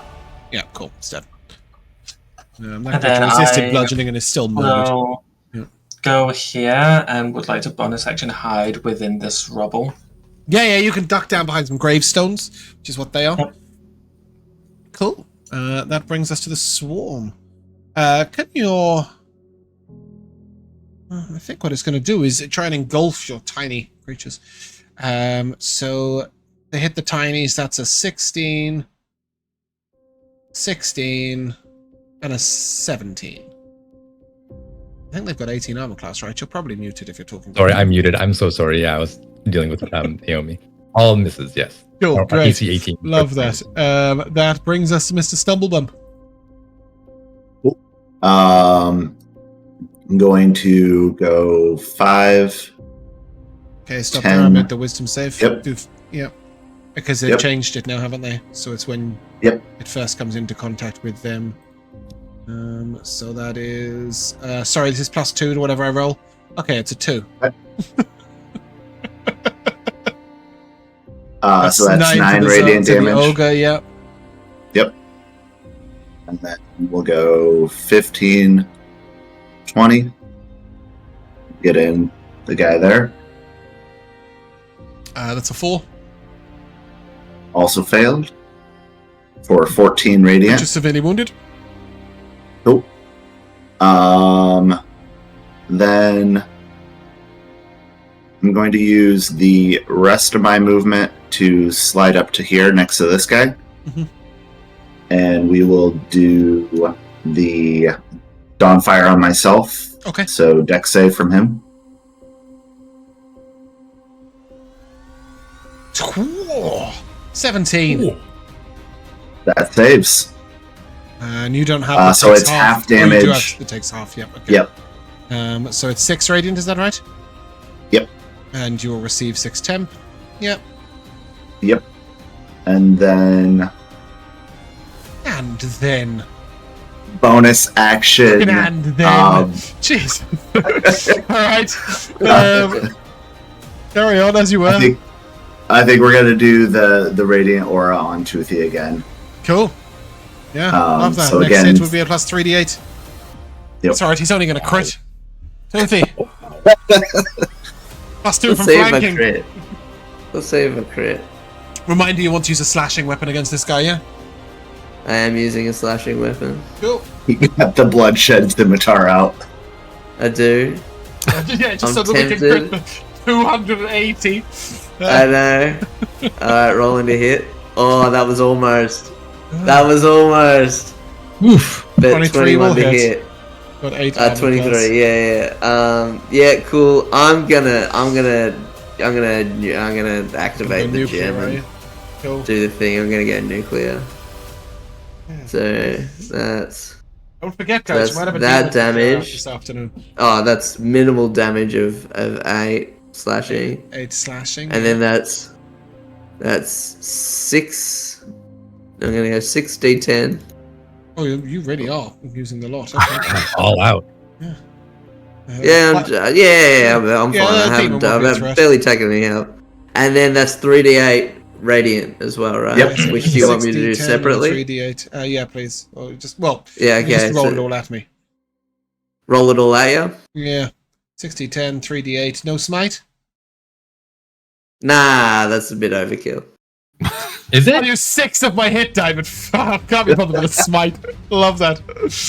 Go Alright, ahead. alright, Dave, I'll do you the do what you first want, I level don't care. It's a 3d8. Yeah, alright, It's a I'll do it. 3d8 because I'll it's do it. undead, right? So that's Yeah, okay. a 9, 60, 10, and a 68, please. I need at least 2 more turns to even use up these meteors, so take your time. How long do they last, Joe? Only like 10 minutes or something. Oh, okay. Not long enough to sprint to the inn and let some in the room and throw some. Oh shit. Alright, Jack, does that say 64? Wow. Yeah, it does. Well, it's got a lot of hit points, so it's got 12 left. Do you want to hit it again? Yeah, I'll hit it again. Roll it. Not 20, why don't you? Oh man. Nah, not an at 20, just a 16 hits. 16. Give me the damage. Or 18, yeah. That's Okay. 13. I told you I had 12 hit points. Sorry, Phil. throw them at Toothy or something. Cool. Val, there's one creature left. It is a skeletal swarm. It is resistant to fire damage, so at least you might have to throw 2. It's got 9 hit points. Go for it. Yeah, dex save at least. You know what's one. crazy is the Right. D&D Beyond tracker marks this fight as deadly, and I'm pretty sure I would mark this as trivial. You overpower us pretty hardcore. Like, Yeah. you give us massive meal buffs all the time. We have huge amounts of crazy items. We're like Yeah. 13th level characters. Yeah, I wouldn't you say are- 13, yeah. maybe 8th level. yeah, we're definitely. Okay, so yeah, dex save. And I will. I mean, I always bump up the fight as well, right? But yeah, I mean, just this. I was never thinking it's going to be a big threat. It's just No, yeah. yeah. I was very surprised at how ridiculous it. So it's a 12 on the crystal first one and a sulfur 4 on the in the second one, but your dex saves. Oh, I still need to make the dex saves. Yeah. Yeah. So it's a 10 and a 16. Both fail. Okay, so it'll be left So- on 1 hit point, right? Because it had 9 hit points. It'll take Cool, 6 and then that's 2. just my bonus action. Yeah. So let's. I should be able to walk. I'm not even gonna really bother counting. I'll walk in far enough to use Acid Splash behind it so it doesn't hit any of the items. Yeah. So that's another Dex save. That's not 20. Oh. How rude. That's only an 18, which unfortunately is just enough. My thing is boosted to an 18 right now, so nothing from Well, that. yeah, but I mean, with the nat 20, it succeeds anyway, right? So, Pietro. Not on a save, but okay. No? Okay. Well, maybe new players handbook stuff, I don't know. Pietro's just going to command all of these tiny objects and the 2 medium objects to descend on this thing and deal a bunch of bludgeoning damage. Yeah. How long do they last? Can you get them to the inn? Perhaps. Hold on. This is going to be hilarious. You walk in and you're a furniture removal company. Just carrying in with chairs and tables. Yeah, you've got 1 damage to do with that slam. Take 8. Cool. Please describe its grisly demise. Why not? I think Pietro just sort of like reaches out his hands and mentally commands all of these objects to descend on this thing, and they're just like the tombstones are just like falling over and like crushing the bones. You guys can take 300. Well, you can take 400 XP because it's 300 for the fight and then 100 for the quest. They only last a minute. If I rolled a nat 20, they would stay forever. Come with me. Sick. It's always fun to get out the chairs. 200 XP? A total of 400. 400. Yeah, so it's 300 for the fight and 100 for clearing them out for the quest. What are you guys doing? Oh, look at that creepy looking thing over there. That is the ogre zombie. So all of these, I can't remove them, but all of this is gone. Okay, cool. There's definitely not a fireball that's still been burning there for 3 rounds.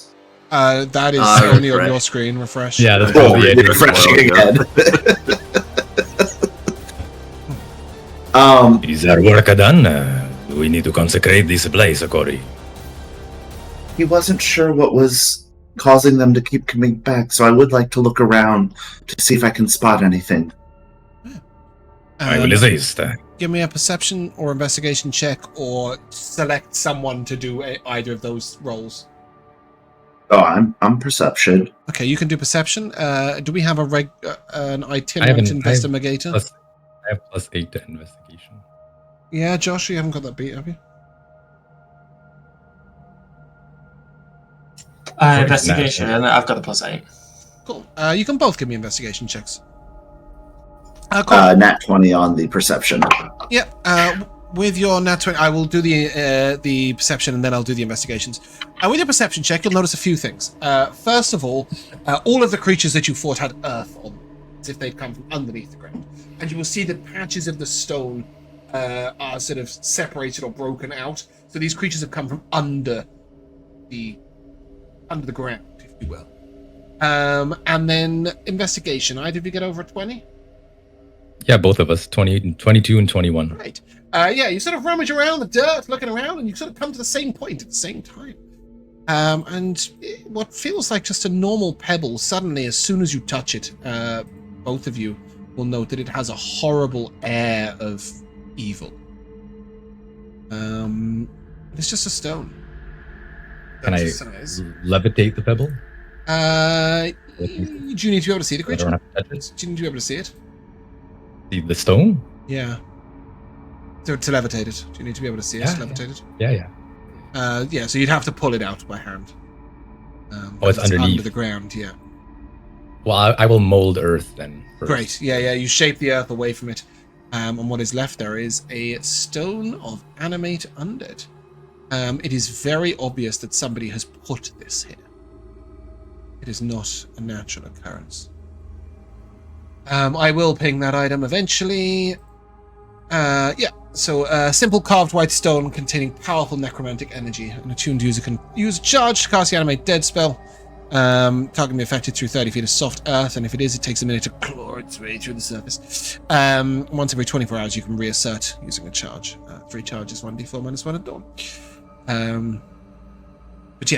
This stone sort of has obviously been constantly animating the undead. Of its own accord, you have found the And it feels evil, but you can wrap it up in a cloth or something. Or just float it around. As I'm levitating in, maybe Boxxo can sort of like put it in a bag or box it. Yeah. Boxxo can box it. Yeah, cool. Okay. With that in hand, you guys heading back to our good friend?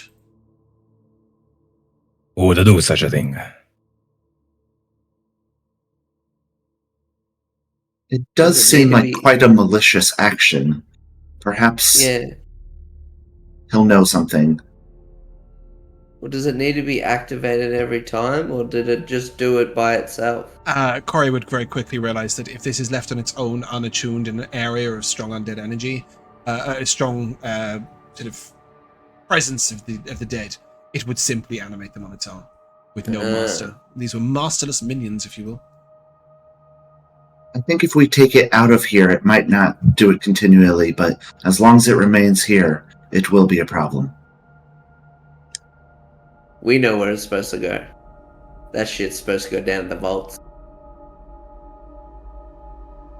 I'm not swimming back down there, Toothy. We took all that stuff. Isn't your policy to leave something?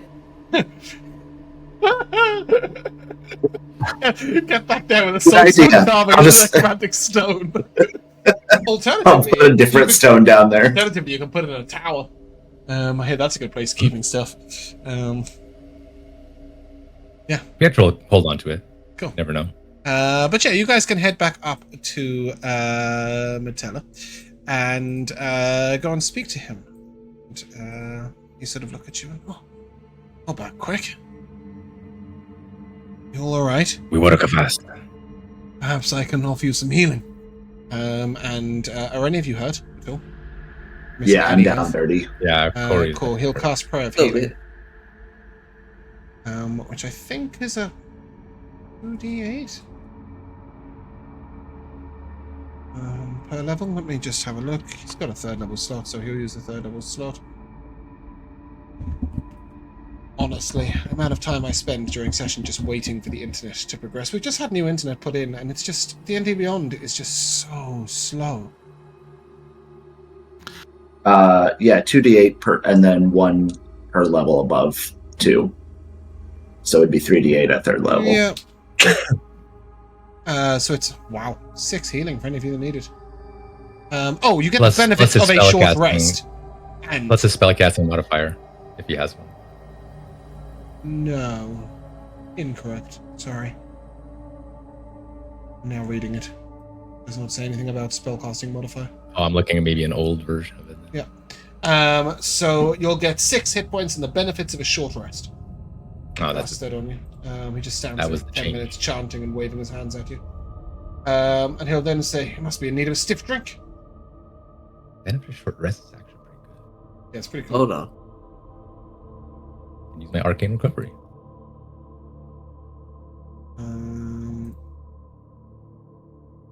So it's 100 gold pieces. Well, I'm assuming after he's done that, you can talk to him. Yes, sorry. Using one. I had expected to say, guys, take 20 hit points, and then the roleplay would begin, and then I read what Prayer of Healing did and went, oh god, that's nothing like what it should do. Is there... I feel like this has to be... I don't know. Is it at all suspicious that this is similar to what we dealt with back in Mazrea with, like, they had planted a stone that we eventually had to turn over to the church, right? That was ghosts, but it was still undead. It is almost exactly the same thing. All right. So, I mean, I would just suggest that the group that... Even when we were talking about what to do with it, you know, last time we had something like this, we had to turn it over to one of the temples. Who's going around just sort of planting undead summoning things in people's places? It's ridiculous.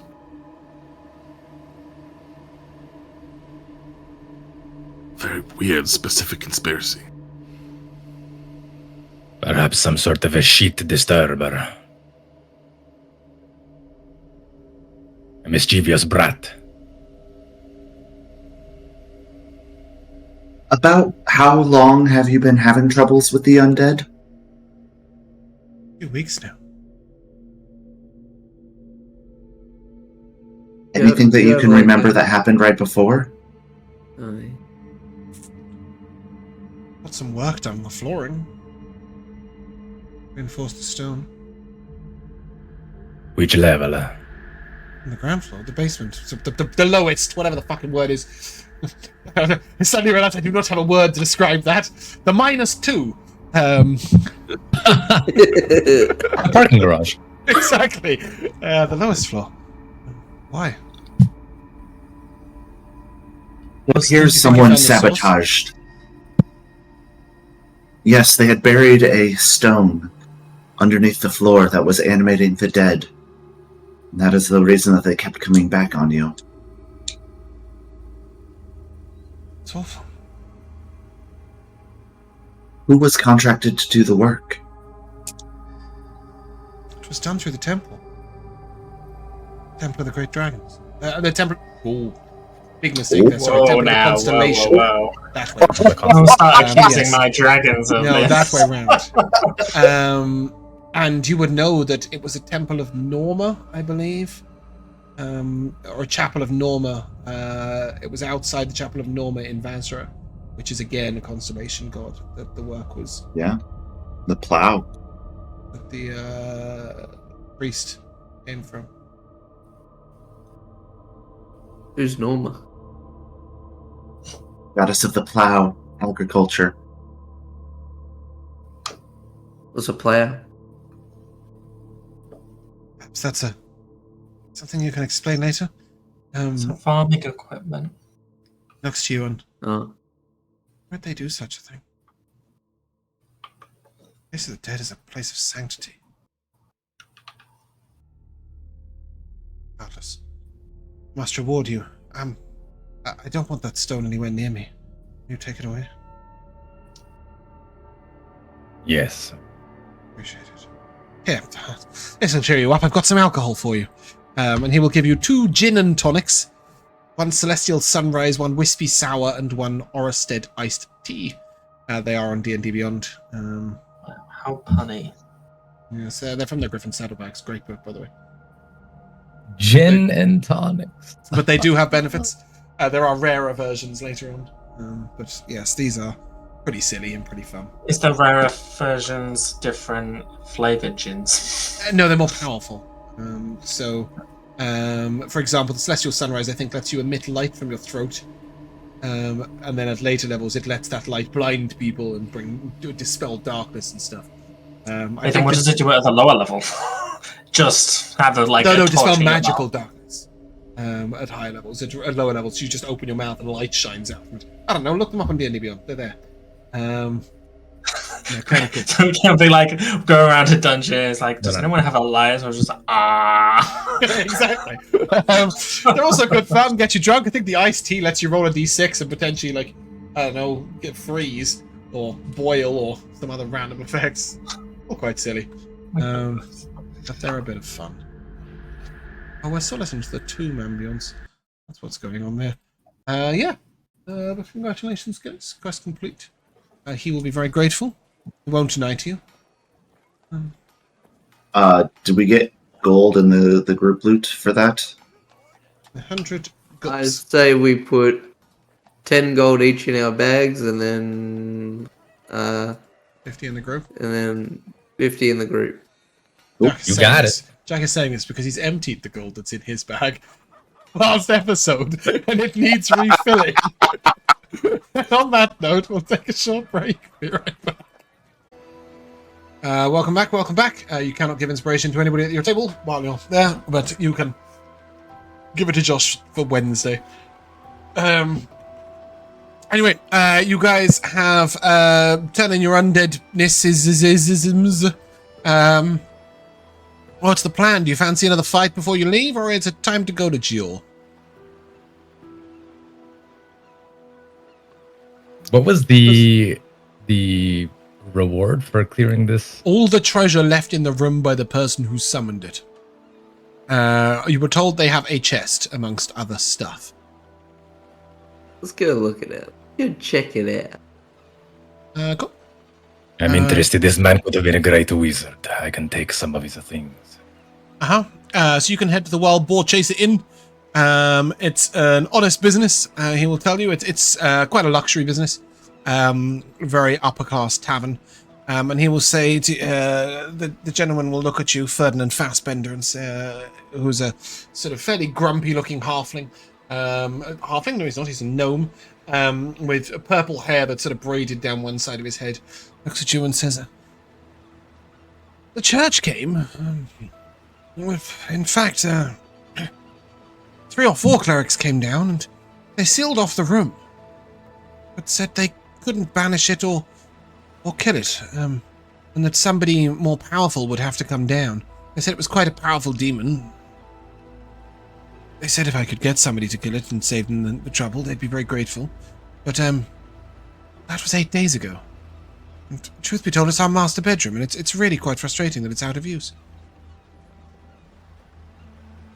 From what I understand, their magics don't prevent regular folks from going in or leaving. Just demon. And I am told it's a demon. Fiend, actually, is how they described it.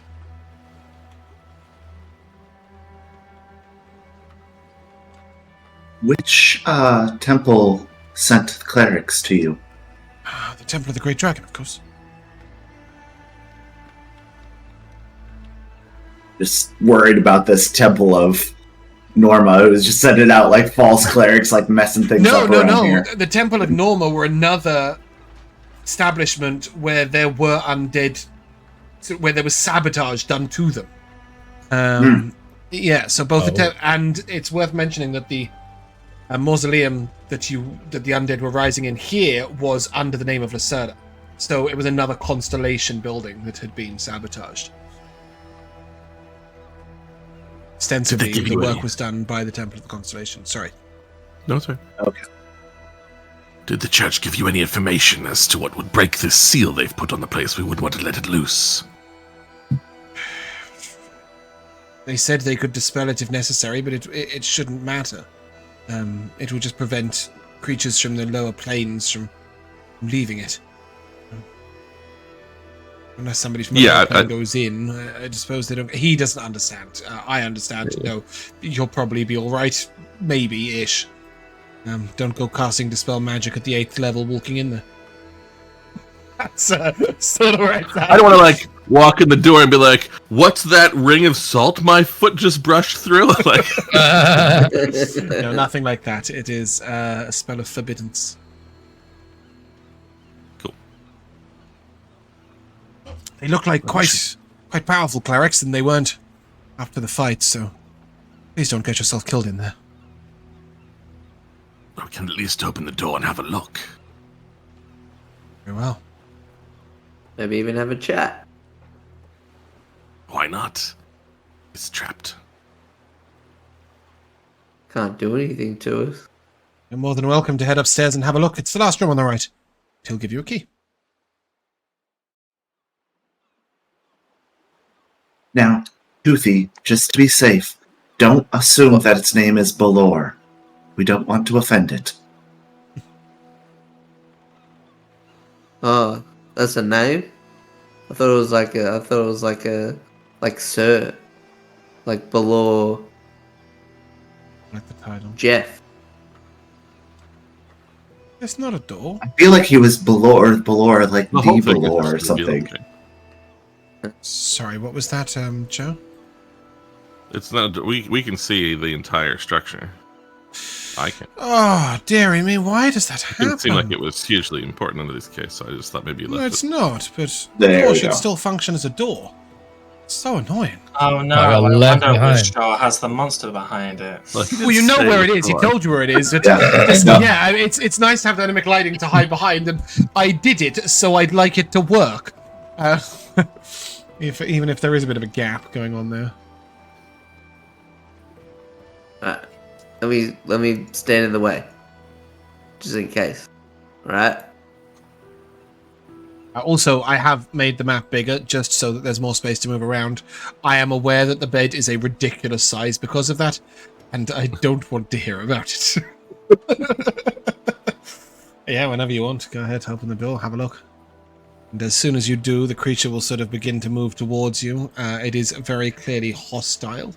And I have a lovely picture of it. It's holding a scythe. And it has 3 scorpion tails.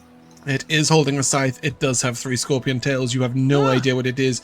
It has a pair of vestigial arms about little tiny insect face. As it comes towards you,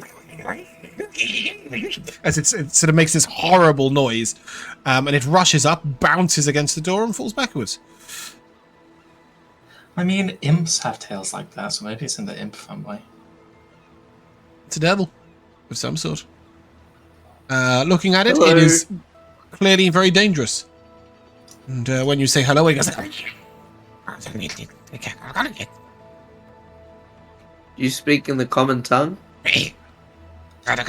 Does it speak in the common sign language, and I will speak into sign? Tries to scythe at you through the door. It should be mentioned that you can't throw magic through the entrance. Okay, I was just thinking, I was like, can we just fight out here? Yeah, no. Just sort of slanging spells in there, I wish. Can I technically cheese it so when it comes close to the door, my hammer peeks through? Just walk in the fucking room and fight it like normal people. No. Alright, cool, bam! Boxxo dies. No, really. If you guys want to fight, you'll have to all move in as one. Yeah. No, I'm not determined yet. Yeah, that's what I mean. Chat is off the table. It definitely looks like a violent and wild devil, not a regular chatty dude. This thing intends to kill us, and I cannot fireball in this small inn. Looks very angry. Speaking of fireball, give me a survival check. Who? Pietro. Oh my goodness, 18. Nice. The creature's definitely immune to fire. Probably poison too. Figured as much. It's from hell. Yes, it is. Yeah, you want to fight it? A minute, if I may. So that I may consult. So that I may... Please don't walk in yet. I just want to consult with Akka. If I spend 1 minute, I can switch one spell out. Yeah, absolutely fine. Exchange it for another spell, and I will... What are we doing? What are we changing? What's going on? What are you putting in? Well, I'm not going to cast a fireball in this place. Not. Seems to me like it's the perfect place for a fireball. You could burn the whole place down in a millisecond. Ah, that's why you didn't want to do it. Okay, very well. Oh, what are we taking instead? Perhaps a bolt of lightning? Perhaps a spell to slow him down? I have this slow already. And I have no lightning. Yeah, I might speed someone else up, actually. Lightning. Lightning. He's doubled. It's an orb! A chromatic one. You could choose the damage type. Okay. As we're prepping to go in the door when we are, I'm going to do a 3rd level bless this time so that we all have it for the saving throws. Wow. Okay. This thing is pretty big, right? Mm-hmm. It is a large. I think we should have something to counter it. So I will switch my fireball for the enlarge reduce spell. Okay. And I'm going to make my cat a lion. How long does it last? A minute? A minute, yeah. So when you have to yeah. Oh, do you want me to wait on bless then too? Yeah. You don't want to cast anything. You don't know exactly with this forbidden sting and the magic not passing through it. You don't necessarily want to cast out here. Cool. Let's not trivialize all the combats. When you're ready, count to 3 and boom. You ready? All right. Are you ready? Die. Let's go.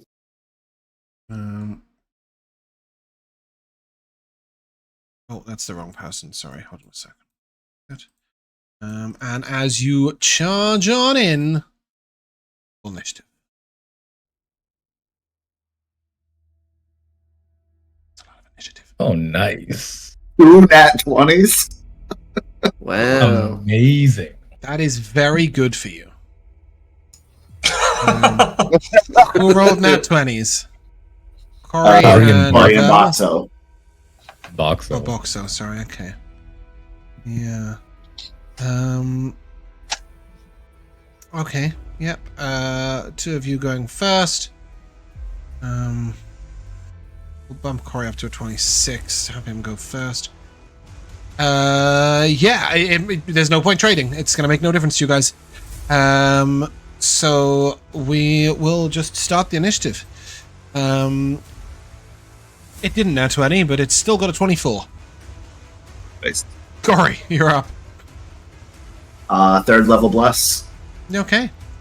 Everybody's blessed. And then I am going to go 5, 10, 15, 20, and stand next to it for my friend Boxxo there. Great. Boxxo.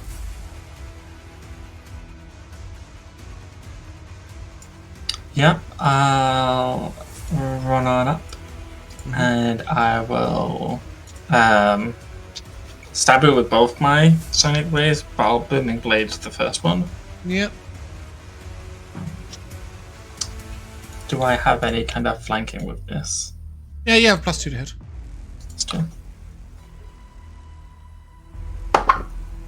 27? 27 hits.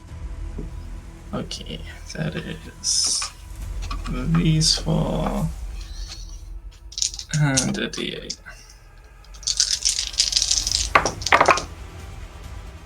That is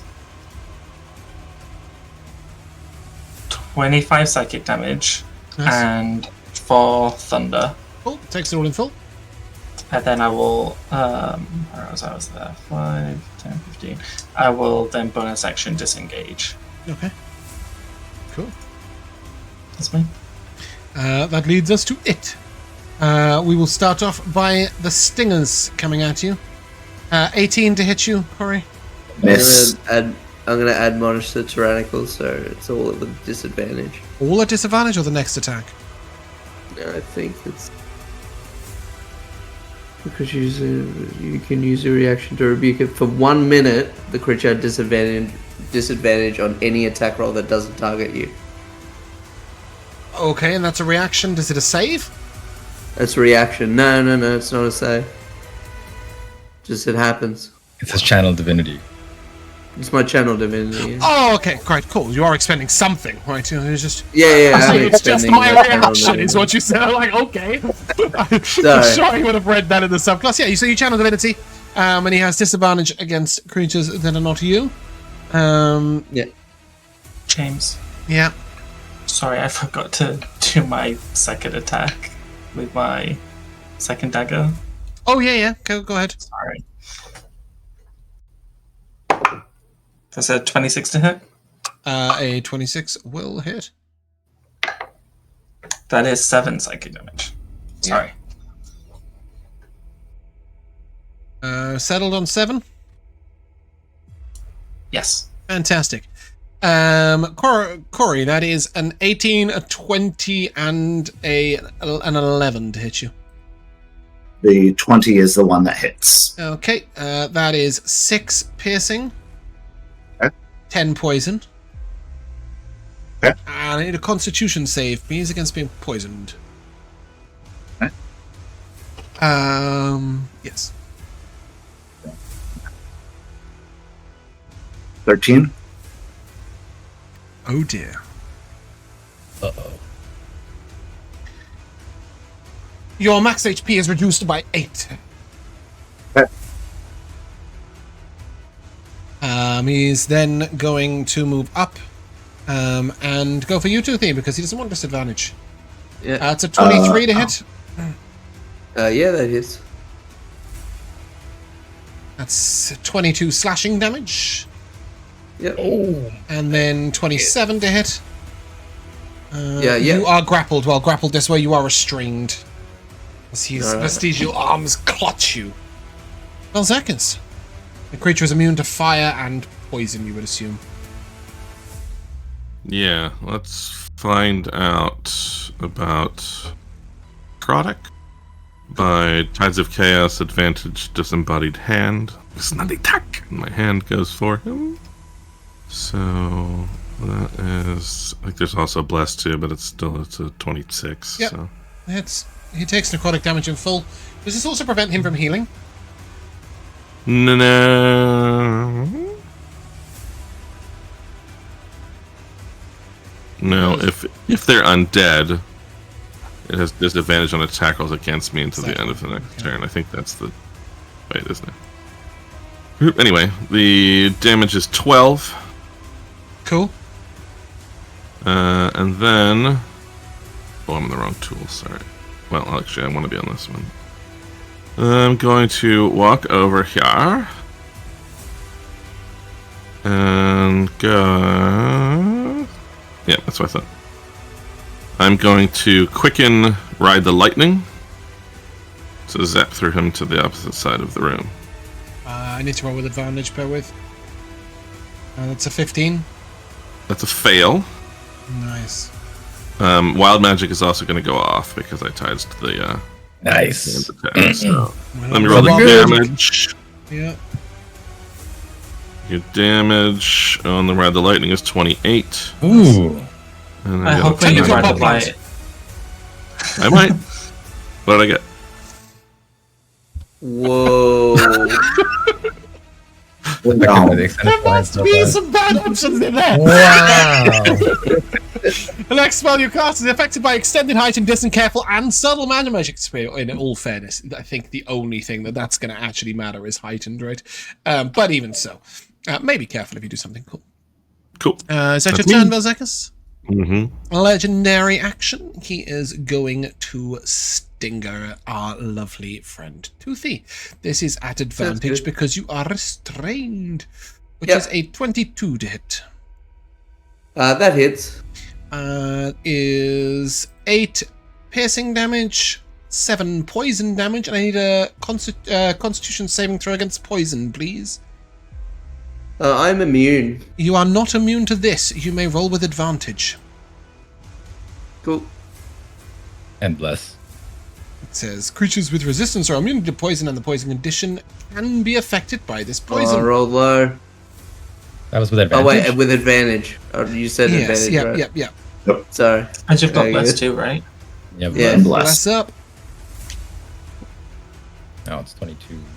Good. That's what we like to see. Nice. Nice. 2 plus 4. Cool. Toothy, it is your turn. Okay.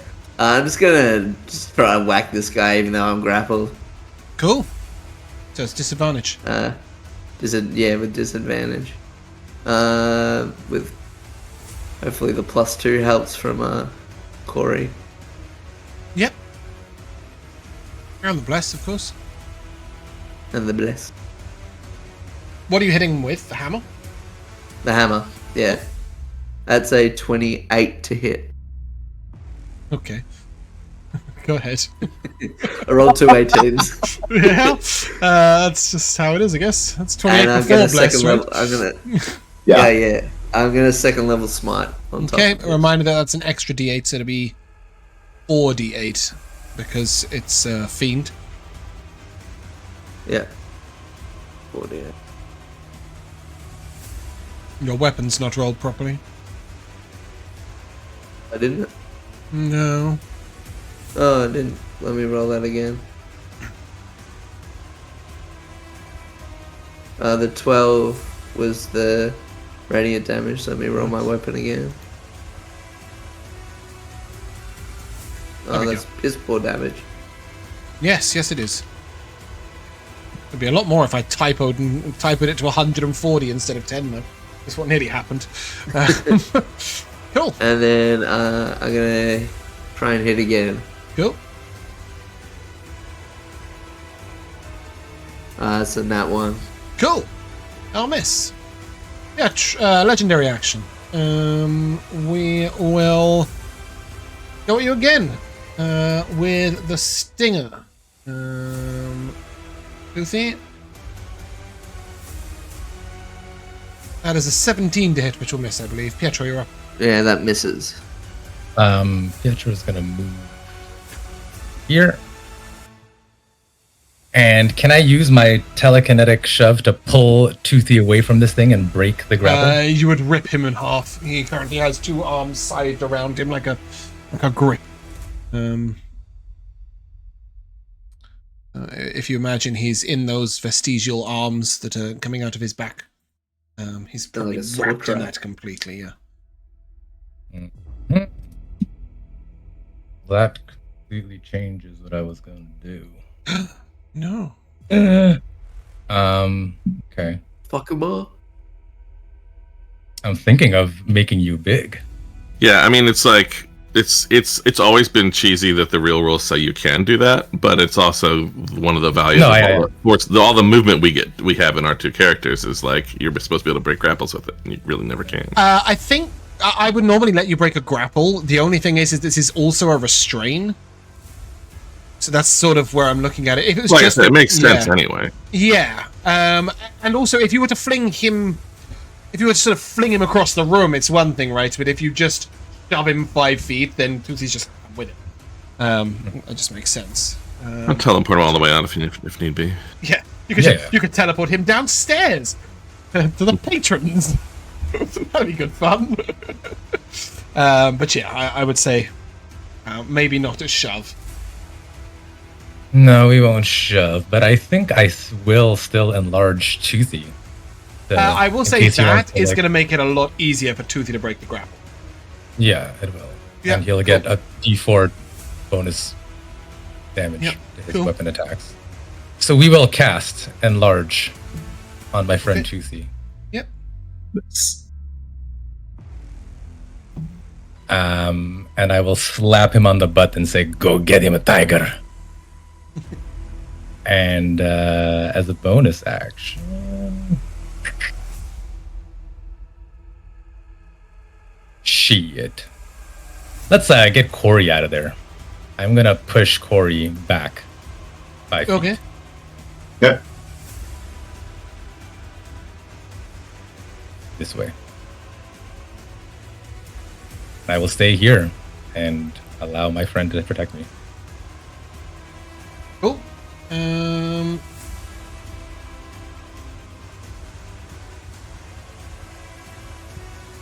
That leads us to one more legendary action. I think he's gonna sight with disadvantage at Corrie. That's a 13. Corrie, you're up. I would like to command him to drop my friend Toothy. Come on, drop. Love that. Wisdom save or charisma? Can I remember? Wisdom. Okay, he rolls with advantage. Gets a 22. That'll bastard.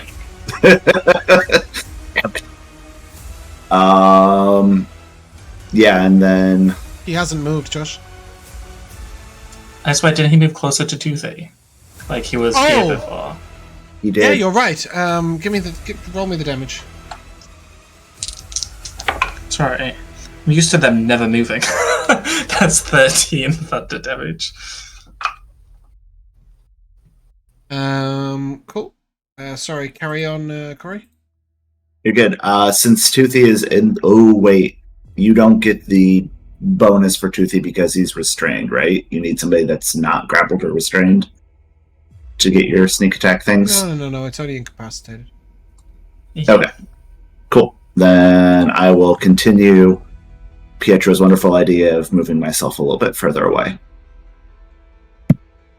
And I'm good. Okay.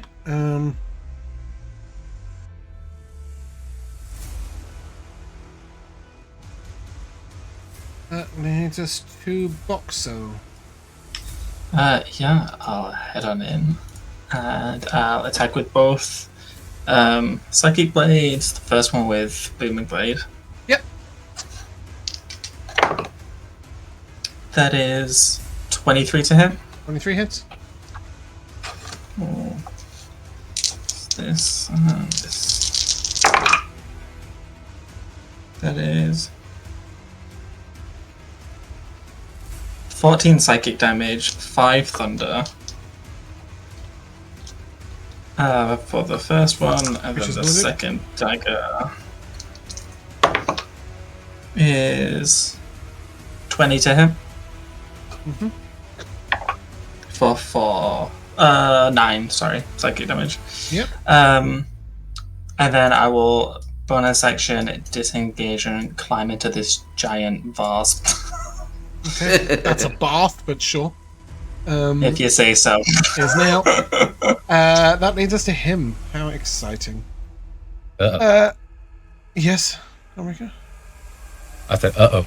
Can we ping this Admonish the Tyrannical? I feel like there's got to be something wrong with that. It can't just be that he has disadvantage on everything that isn't you for a minute with no save, no reaction, no anything. It just doesn't make any sense.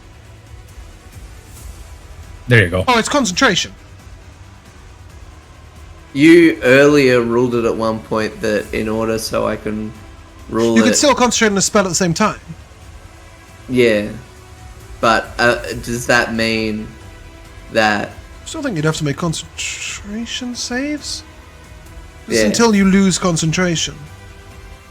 Yeah. Yeah, I think you'd have to make concentration saves because that's just a bit Okay, cool. crazy, but that's fine. He is going to go all in on you anyway, so it's no worry. He is going to advantage bite you, advantage scythe you, and then we'll go from there. So that is a 25 to hit on the bite for minimum damage, 7 piercing, and then it's a nat 20 on the scythe. Cool. Which is 40 like damage, 6. 40 slashing. Alright, I'm down. Good. So I think that might lose your concentration. And he is going to flit straight over here to Pietro. Bring the blade damage. Yeah! Give it to me! Love it!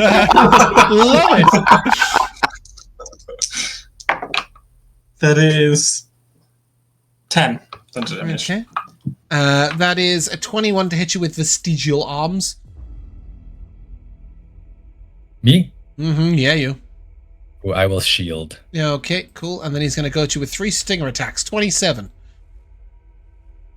Oh, geez, yeah, 27 hits. Of course. 6 piercing, 7 poison. Constitution save against poison, please. 6 piercing, 7 poison. Yeah. Constitution saving throw. Against poison. Bless. And I have resistance to poison damage, but not that. So, hold on, I had to add back some. So it's going to be 16. Did you say you have resistance to poison? Poison, yeah, damage. Then you roll with so advantage. I should take away some. Oh, okay. Okay, so it's 17, which is a success. Lovely. And I think I get to half some of that poison damage, no? Yeah, you would have taken 3 poison instead of 7, so heal yourself for 4. I'll take... And then he's going for you again. 13 to hit, and again. 26 to hit. 26. Rico, sorry, can I have a concentration save on... No, he's down, so... does that make it end? Or did you just let it go because he fell on the floor? Oh, actually... So I don't see why it would work. That's a good question. It's only if you're only toothy, but yeah. Actually, yeah, you're right. Yeah. So concentration save would be a DC 10 first time. 18. Cool. And then this one is going to be 7 piercing. Yep. 1 poison. That's already halved. Nice. And now an advantage constitution saving throw, please, against poison.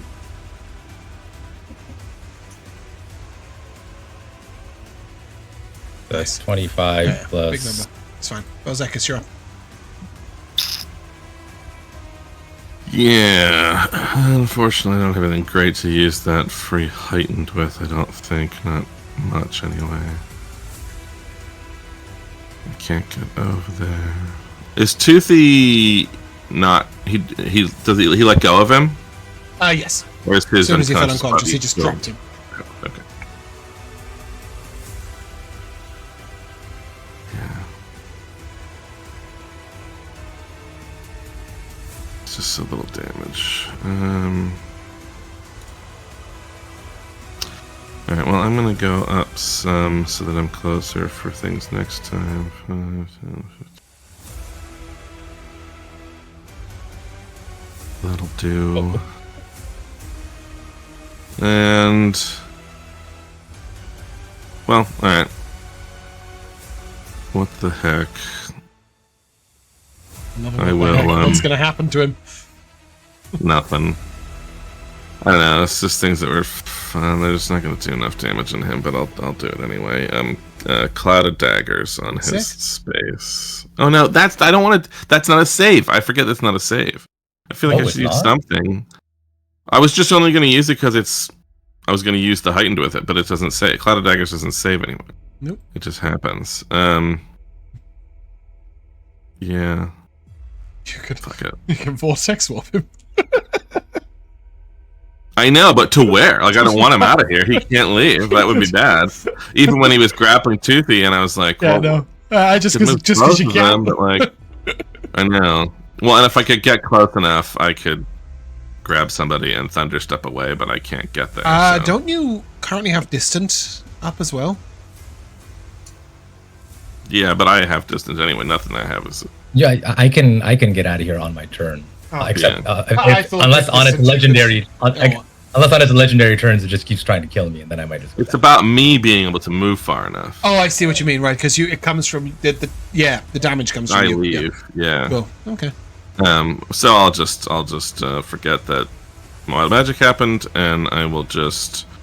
God, he's single person too. I can't tie it to chaos because it'll hurt. We can't chaos ball because it'll hurt somebody out here. Jesus Christ, I've picked a weird fucking spell. Cloud of Daggers works. Sorry, I'm just going to quicken a 2nd level magic missile. Oh, beautiful. Love that. Okay, so it'll be 4 of these. Nice. That's good damage. Nice. Oh, yes. Nice. Ooh. And then I will advantage. Did you take an enhancement for magic missile? Yeah, I've got 2 gems in the thing from it. Yeah, it's a 1d4 plus 3 instead of 1d4 plus 1. To advantage the old hand grab. Oh. Okay. There you go. That's what advantage is for. Yes, sir. Nice. When that damage, just give me regular damage anymore. Roll regular, right? Out of the way. Alright, so the normal is 12. Well, that's already with the modifier in there, so 12 plus 16. Nice. Yep, 28. 12 plus... oh yeah, 28, sorry. Okay, cool. I was wondering whether I'd screwed up. I didn't know what happened. I just know that we said different numbers. Cool, he is severely wounded. Beautiful. That's me. Yeah, sorry. okay. Legendary action. Pietro. Yeah. It's an app 1. Toothy, death save in private to me, please. Yep. Legendary action. Pietro. 26. Yes. 7 piercing. Okay. 5 poison already halved. Constitution saving throw against poison, please. Oh, I should have supposed to use that advantage. Sorry. Yep. Oh no. And bless. Don't forget the bless. That's not gonna matter. I need a 17 or something. You do need a 17. Like 13, I think. Your max HP will be reduced by 8. That's okay. No, like it is not. We'll talk about it later. Pietro, it's your turn. Yes. I was a little worried about this happening in this particular fight. Oh no, no. you're in danger, girl. You both in danger. Yes, hoping you've got 700 gold. Yep. Don't be looking in my pockets. So this thing takes. We know that it takes. It does not take poison or fire. You can do all the rest. No. It gets advantage on wisdom saving throws. No, it gets advantage on saves against spells. It's advantage on every all spell that's spells against contemplated. spell. You fucking bastard. Yep. Did I just? I see. Okay. In that case.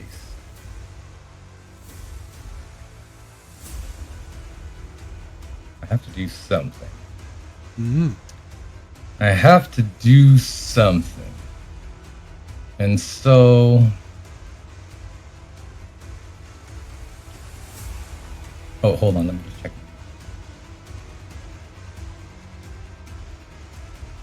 So, okay. My book says whenever you cast a spell, you can expend a charge to increase your movement speed by 15, and your movement does not provoke opportunity attacks until the end of your turn, which is on my turn. So would it have counted when I cast Shield? No. Yeah, I didn't think so. So I just have to cast something on it right now. Which is fine, because I just want to get the fuck out of here. And offer you animate objects. No, I already used it. Yeah, I only get animated objects. I will magnify gravity. Oh, it'll make an advantage con save. Over here, yeah, that's fine. Fails this, we've got a problem. That would be hilarious. 23. Yeah. Take 5 force damage. Won't be moved. Won't be slowed. Yep. You'll go for a trot somewhere. And I will get the hell out of here. Yeah, I'm gonna take 35. Hold on, I get plus 15, so I can actually 50 feet away. Which I might. I'll go back here.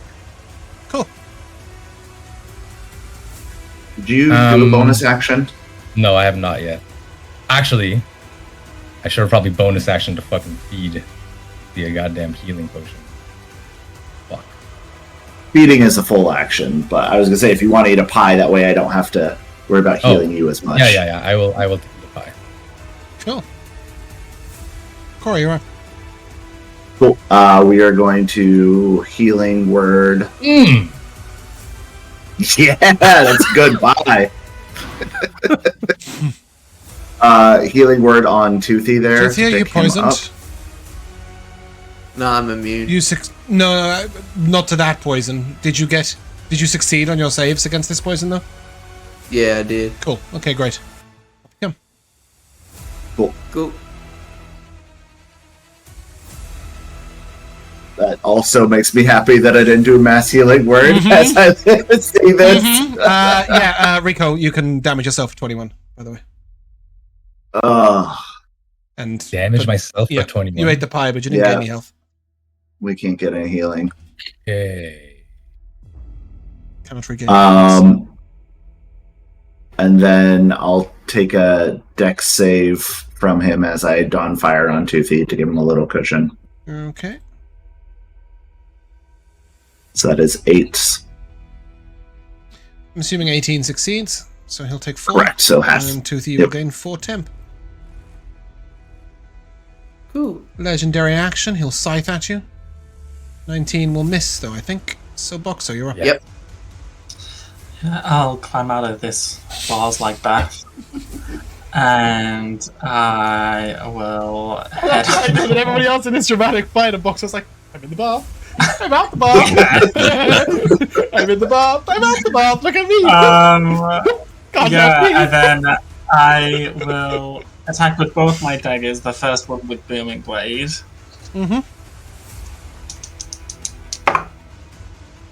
For a 28 to hit. Hits.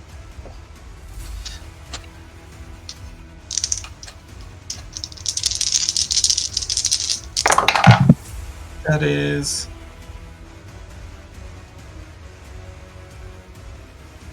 20 psychic damage. Cool. And 5 thunder.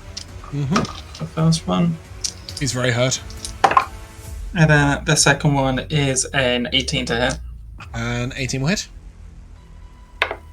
For 9 psychic damage. Nice.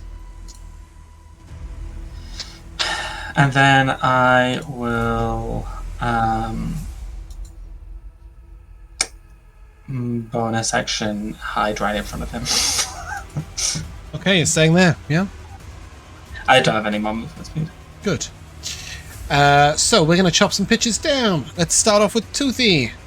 That is a 28 to hit you. Yep. That is 14. Oh, look at that. That's perfect, isn't it? It's exactly the amount of hit points you have left. Yeah. Have a second exhaustion card. Man. Alright, Toothy. Love that. Boxxo, it's looking great for you, isn't it? That's a 13 to grapple you. Yes. Very nice. Bitch. A 16 to bite you. Miss. Bitch. A 12 to sting you. Miss. Bitch. A 23 to hit you. Oh. I will. Shield would it be enough? Yeah. But I will use my reaction to half the damage. Cool. Okay, so you'll take 4 slashing, 4 poison, and need a Constitution save against poison. I'm resistant to poison. Oh, so I'll okay. Take 2 poison. 2 poison, yeah, and I need a Constitution save with advantage against. Why are you all resistant to poison? My demon skin armor. My book. My periaptive poison. I'm not. My random thing I picked up somewhere, it seems, is the answer to this question from everyone. What was the save? Con? I don't know. It's a advantage con save against poison. Con. Okay. Jesus Christ on a coconut. That's a 19. That's a success. Sorry. With my bless, that's you can take an opportunity attack. He's leaving, and he's going to take the thunder damage. Oh, lovely. Okay, thunder damage is 7. Yeah, okay. And the don't forget you can sneak attack on this. Ooh.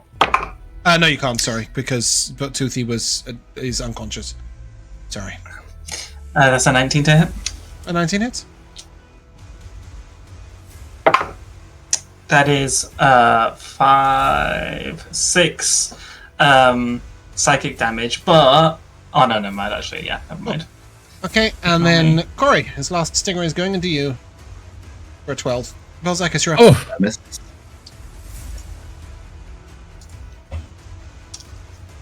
I'm just wondering how suspicious I should be of the fact that he was already badly hurt and then just was like, fuck it, I don't care about all these extra attacks.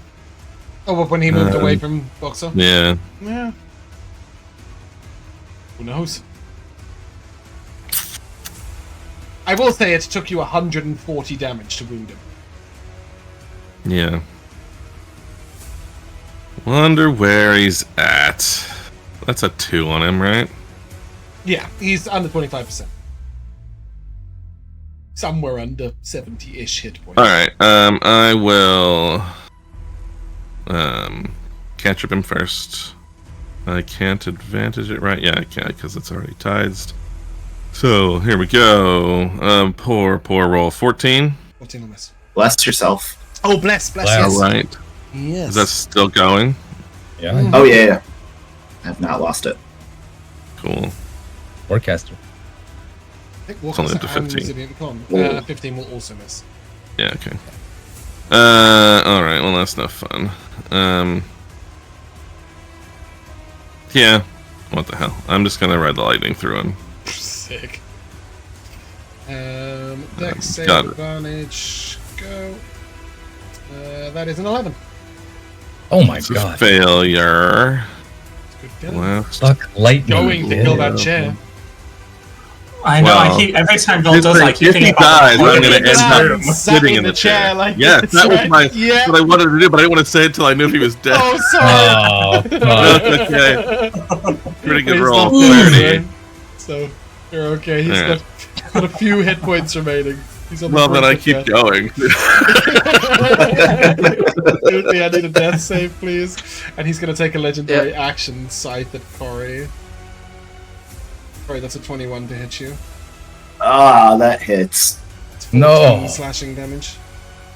Yeah. Pietro, you're up. Holy. He's on the brink of death. Yeah, I'm just gonna do as much damage as I possibly can. It's a shame that I took Fireball away. So I didn't want to kill anybody, so. We are going to... How much movement fucking speed do I I think it's a shame you took Fireball away. Would have done 0. Yeah. Which is the least damage you can do. Okay, I'm gonna have to move here first. Mm-hmm. And I'm going to cast Pulse Wave. Sick. At 3rd level. Gonna have to make a con saving throw, yeah. Decent damage. 13. Oh, suck it. So he will He is take... resistant to cold damage. Oh, it's force, isn't it? Force wave. It's force damage, yeah. Okay, please describe his grisly demise. Oh, sick. So like Pietro, who's like just always sort of like floating perpetually at the ground, flies up to this guy, and like he's like charging his like orb of like gravity energy, and just sort of like, get the fuck away from my friend, and do the old Hadouken hand motion and blast this thing. And actually, when he hits it, he'll be pushed 15 feet away. But I imagine that the intense wave of force and pressure will just sort of like peel all of the skin away from this thing's like skeletal structure. Sick. Sorry, I was very distracted during the middle of your grand description as well. Vel'zekiss is all magic. Just teleports away. Out the inn. Down the street now. Real sentence. I just saw. Sorry, I just wanted to hit it before I forgot because I'd already forgotten. That would have been so bad during the fight, but of course, for some reason, it knew to wait until it didn't matter. Like it electrically fizzled back in by the wall, and then just keep going. Oh dear, with that you guys can take. I think it's 1,000. Let me just double check. Oh. It's 980. That's close. 980. So close to leveling up. So close. So close yet so far. You can look around the room and find that there is some treasure left in here. First of all, there is a half-burnt used scroll of gate. That tells you how that dude got here. And then there are two manufactured. You don't need to write this down. I will paste it. Unusable. Unusable. Yeah, it's burnt up. What does gate do?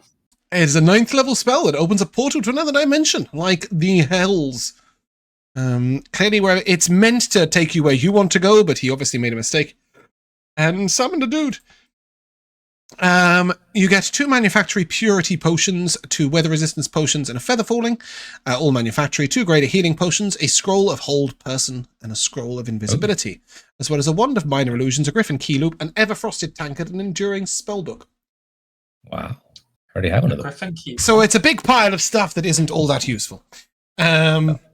Nevertheless, a griffin key loop allows you to hide your keys in an extra dimension. There are 3 keys on it, and you have no idea what they're for. Sorry, what was that? I said, why would you ever need to do that? I don't know, to hide the big, mysterious, dangerous-looking... You don't lose your key. No. Yeah. So it's... Vel'zekiss, He's just running around. Close up at the door. I really got to start remembering to leave one of my bracelets on the damn desk before we start fighting. It doesn't need any face. The look on the innkeeper's face when you go upstairs, then about a minute later, after some crackling and violent noises in his room upstairs, you go up his stairs again. Well, if that's not the MVP, I don't know what is. Yeah. With that success, guys, we have to talk about this poison. Do we have to? Oh no. Well, under the effects of this poison, you cannot regain hit points.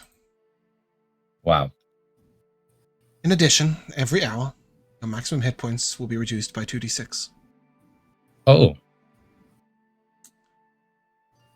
This spell can only be removed by the Greater Restoration or Wish spell. Or Heal, sorry. Does the current HP go down in tandem with the max, or not until the max gets lower than the current?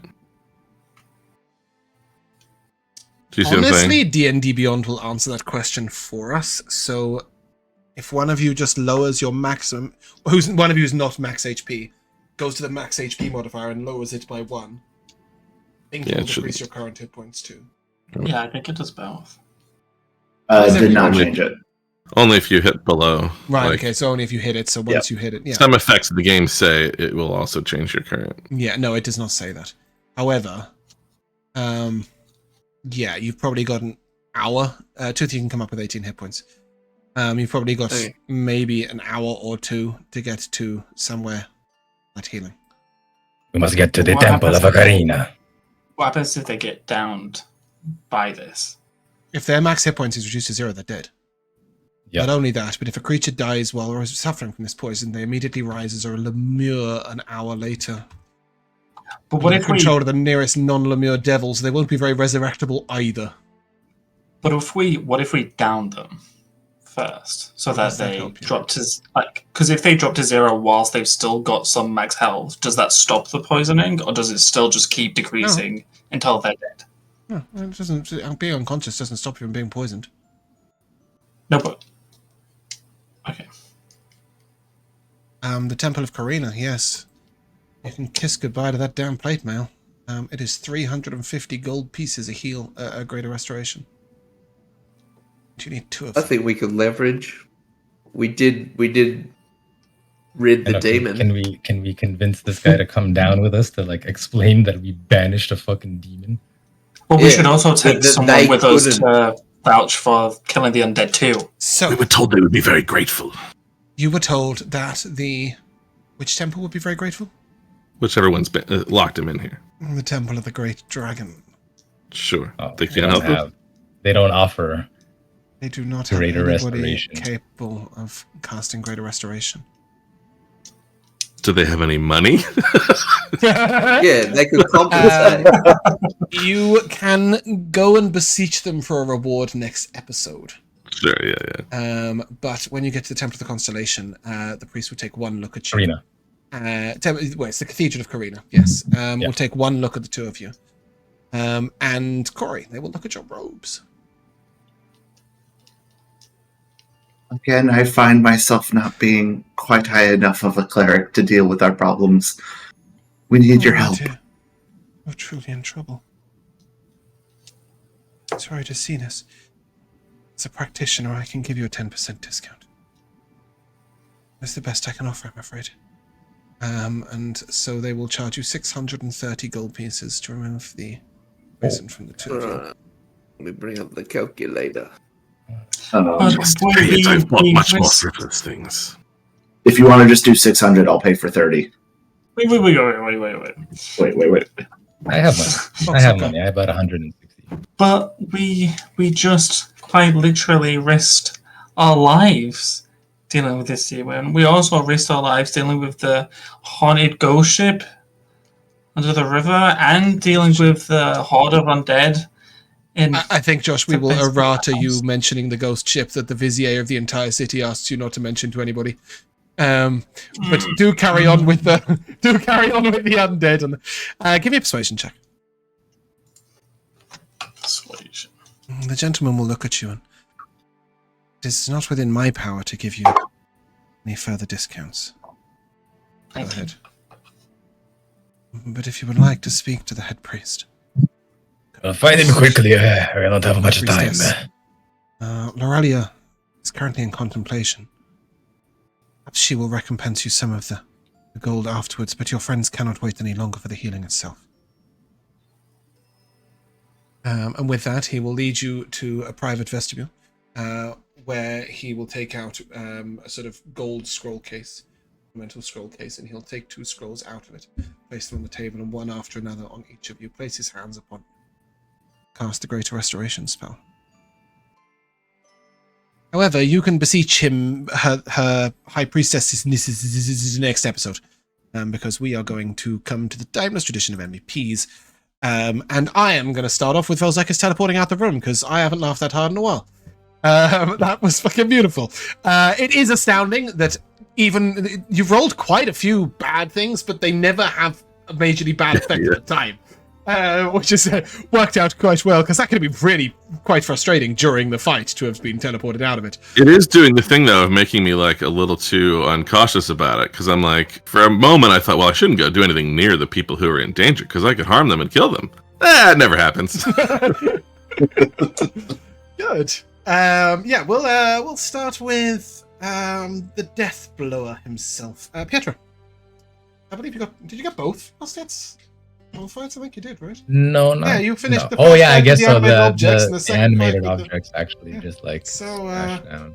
I thought it was actually hilarious that not that Vel'zekiss teleported out of in, but came running back up out of breath. That was genius on Joe's part. Yeah, it was brilliant. I always love a bit of slapstick, a little brevity in the face of danger. Jack.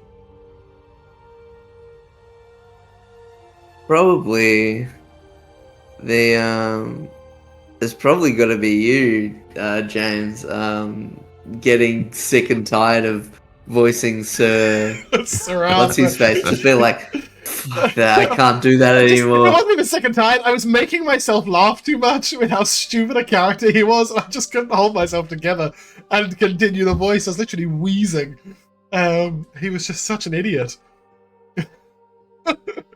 Yeah, that was good. Josh.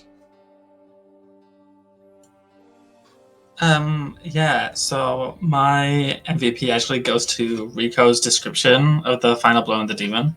It was just very, very cool. It was very cool. I'm sorry I ruined it by cracking up. So, I think Josh / Boxxo just waiting for people to move. Just jump. Wait, he moved. Booming blade damage. Just it's like it's a cool thing to have on a rogue. Yeah, yeah. Well, and people they never move, and then I forgot about it, so I was really on edge about keeping focused. Yeah, Corrie, Mark. The real one was Joe's description of the meteors and just like the popping in and out as he like was teleporting, and they were generating like all this energy so you could throw them. Inspiration for that, and yeah, it was at the top of my head. And then minor one was just my joy in using the spell finally, but also my disappointment. And like it's described as like there's 50 things on the other side of the store. Like there's so many enemies, and we open the door and it's 5 of them. And then immediately James comes up and hits me. I'm like, I'm gonna fucking lose my concentration at the very beginning of this when I'm finally casting this spell, but it worked out. Yeah, that's swarms. So I suppose it was 50 enemies, but also 1. Just a slight additional, I did also give out a D4 to Rico for enlarging Toothy and then saying, "Go get him, Tiger." Which gave me a great chuckle. Anyhow, that is where we're going to end. If you guys would like to say goodbye. Bye. Bye. We shall see you at some point in the future.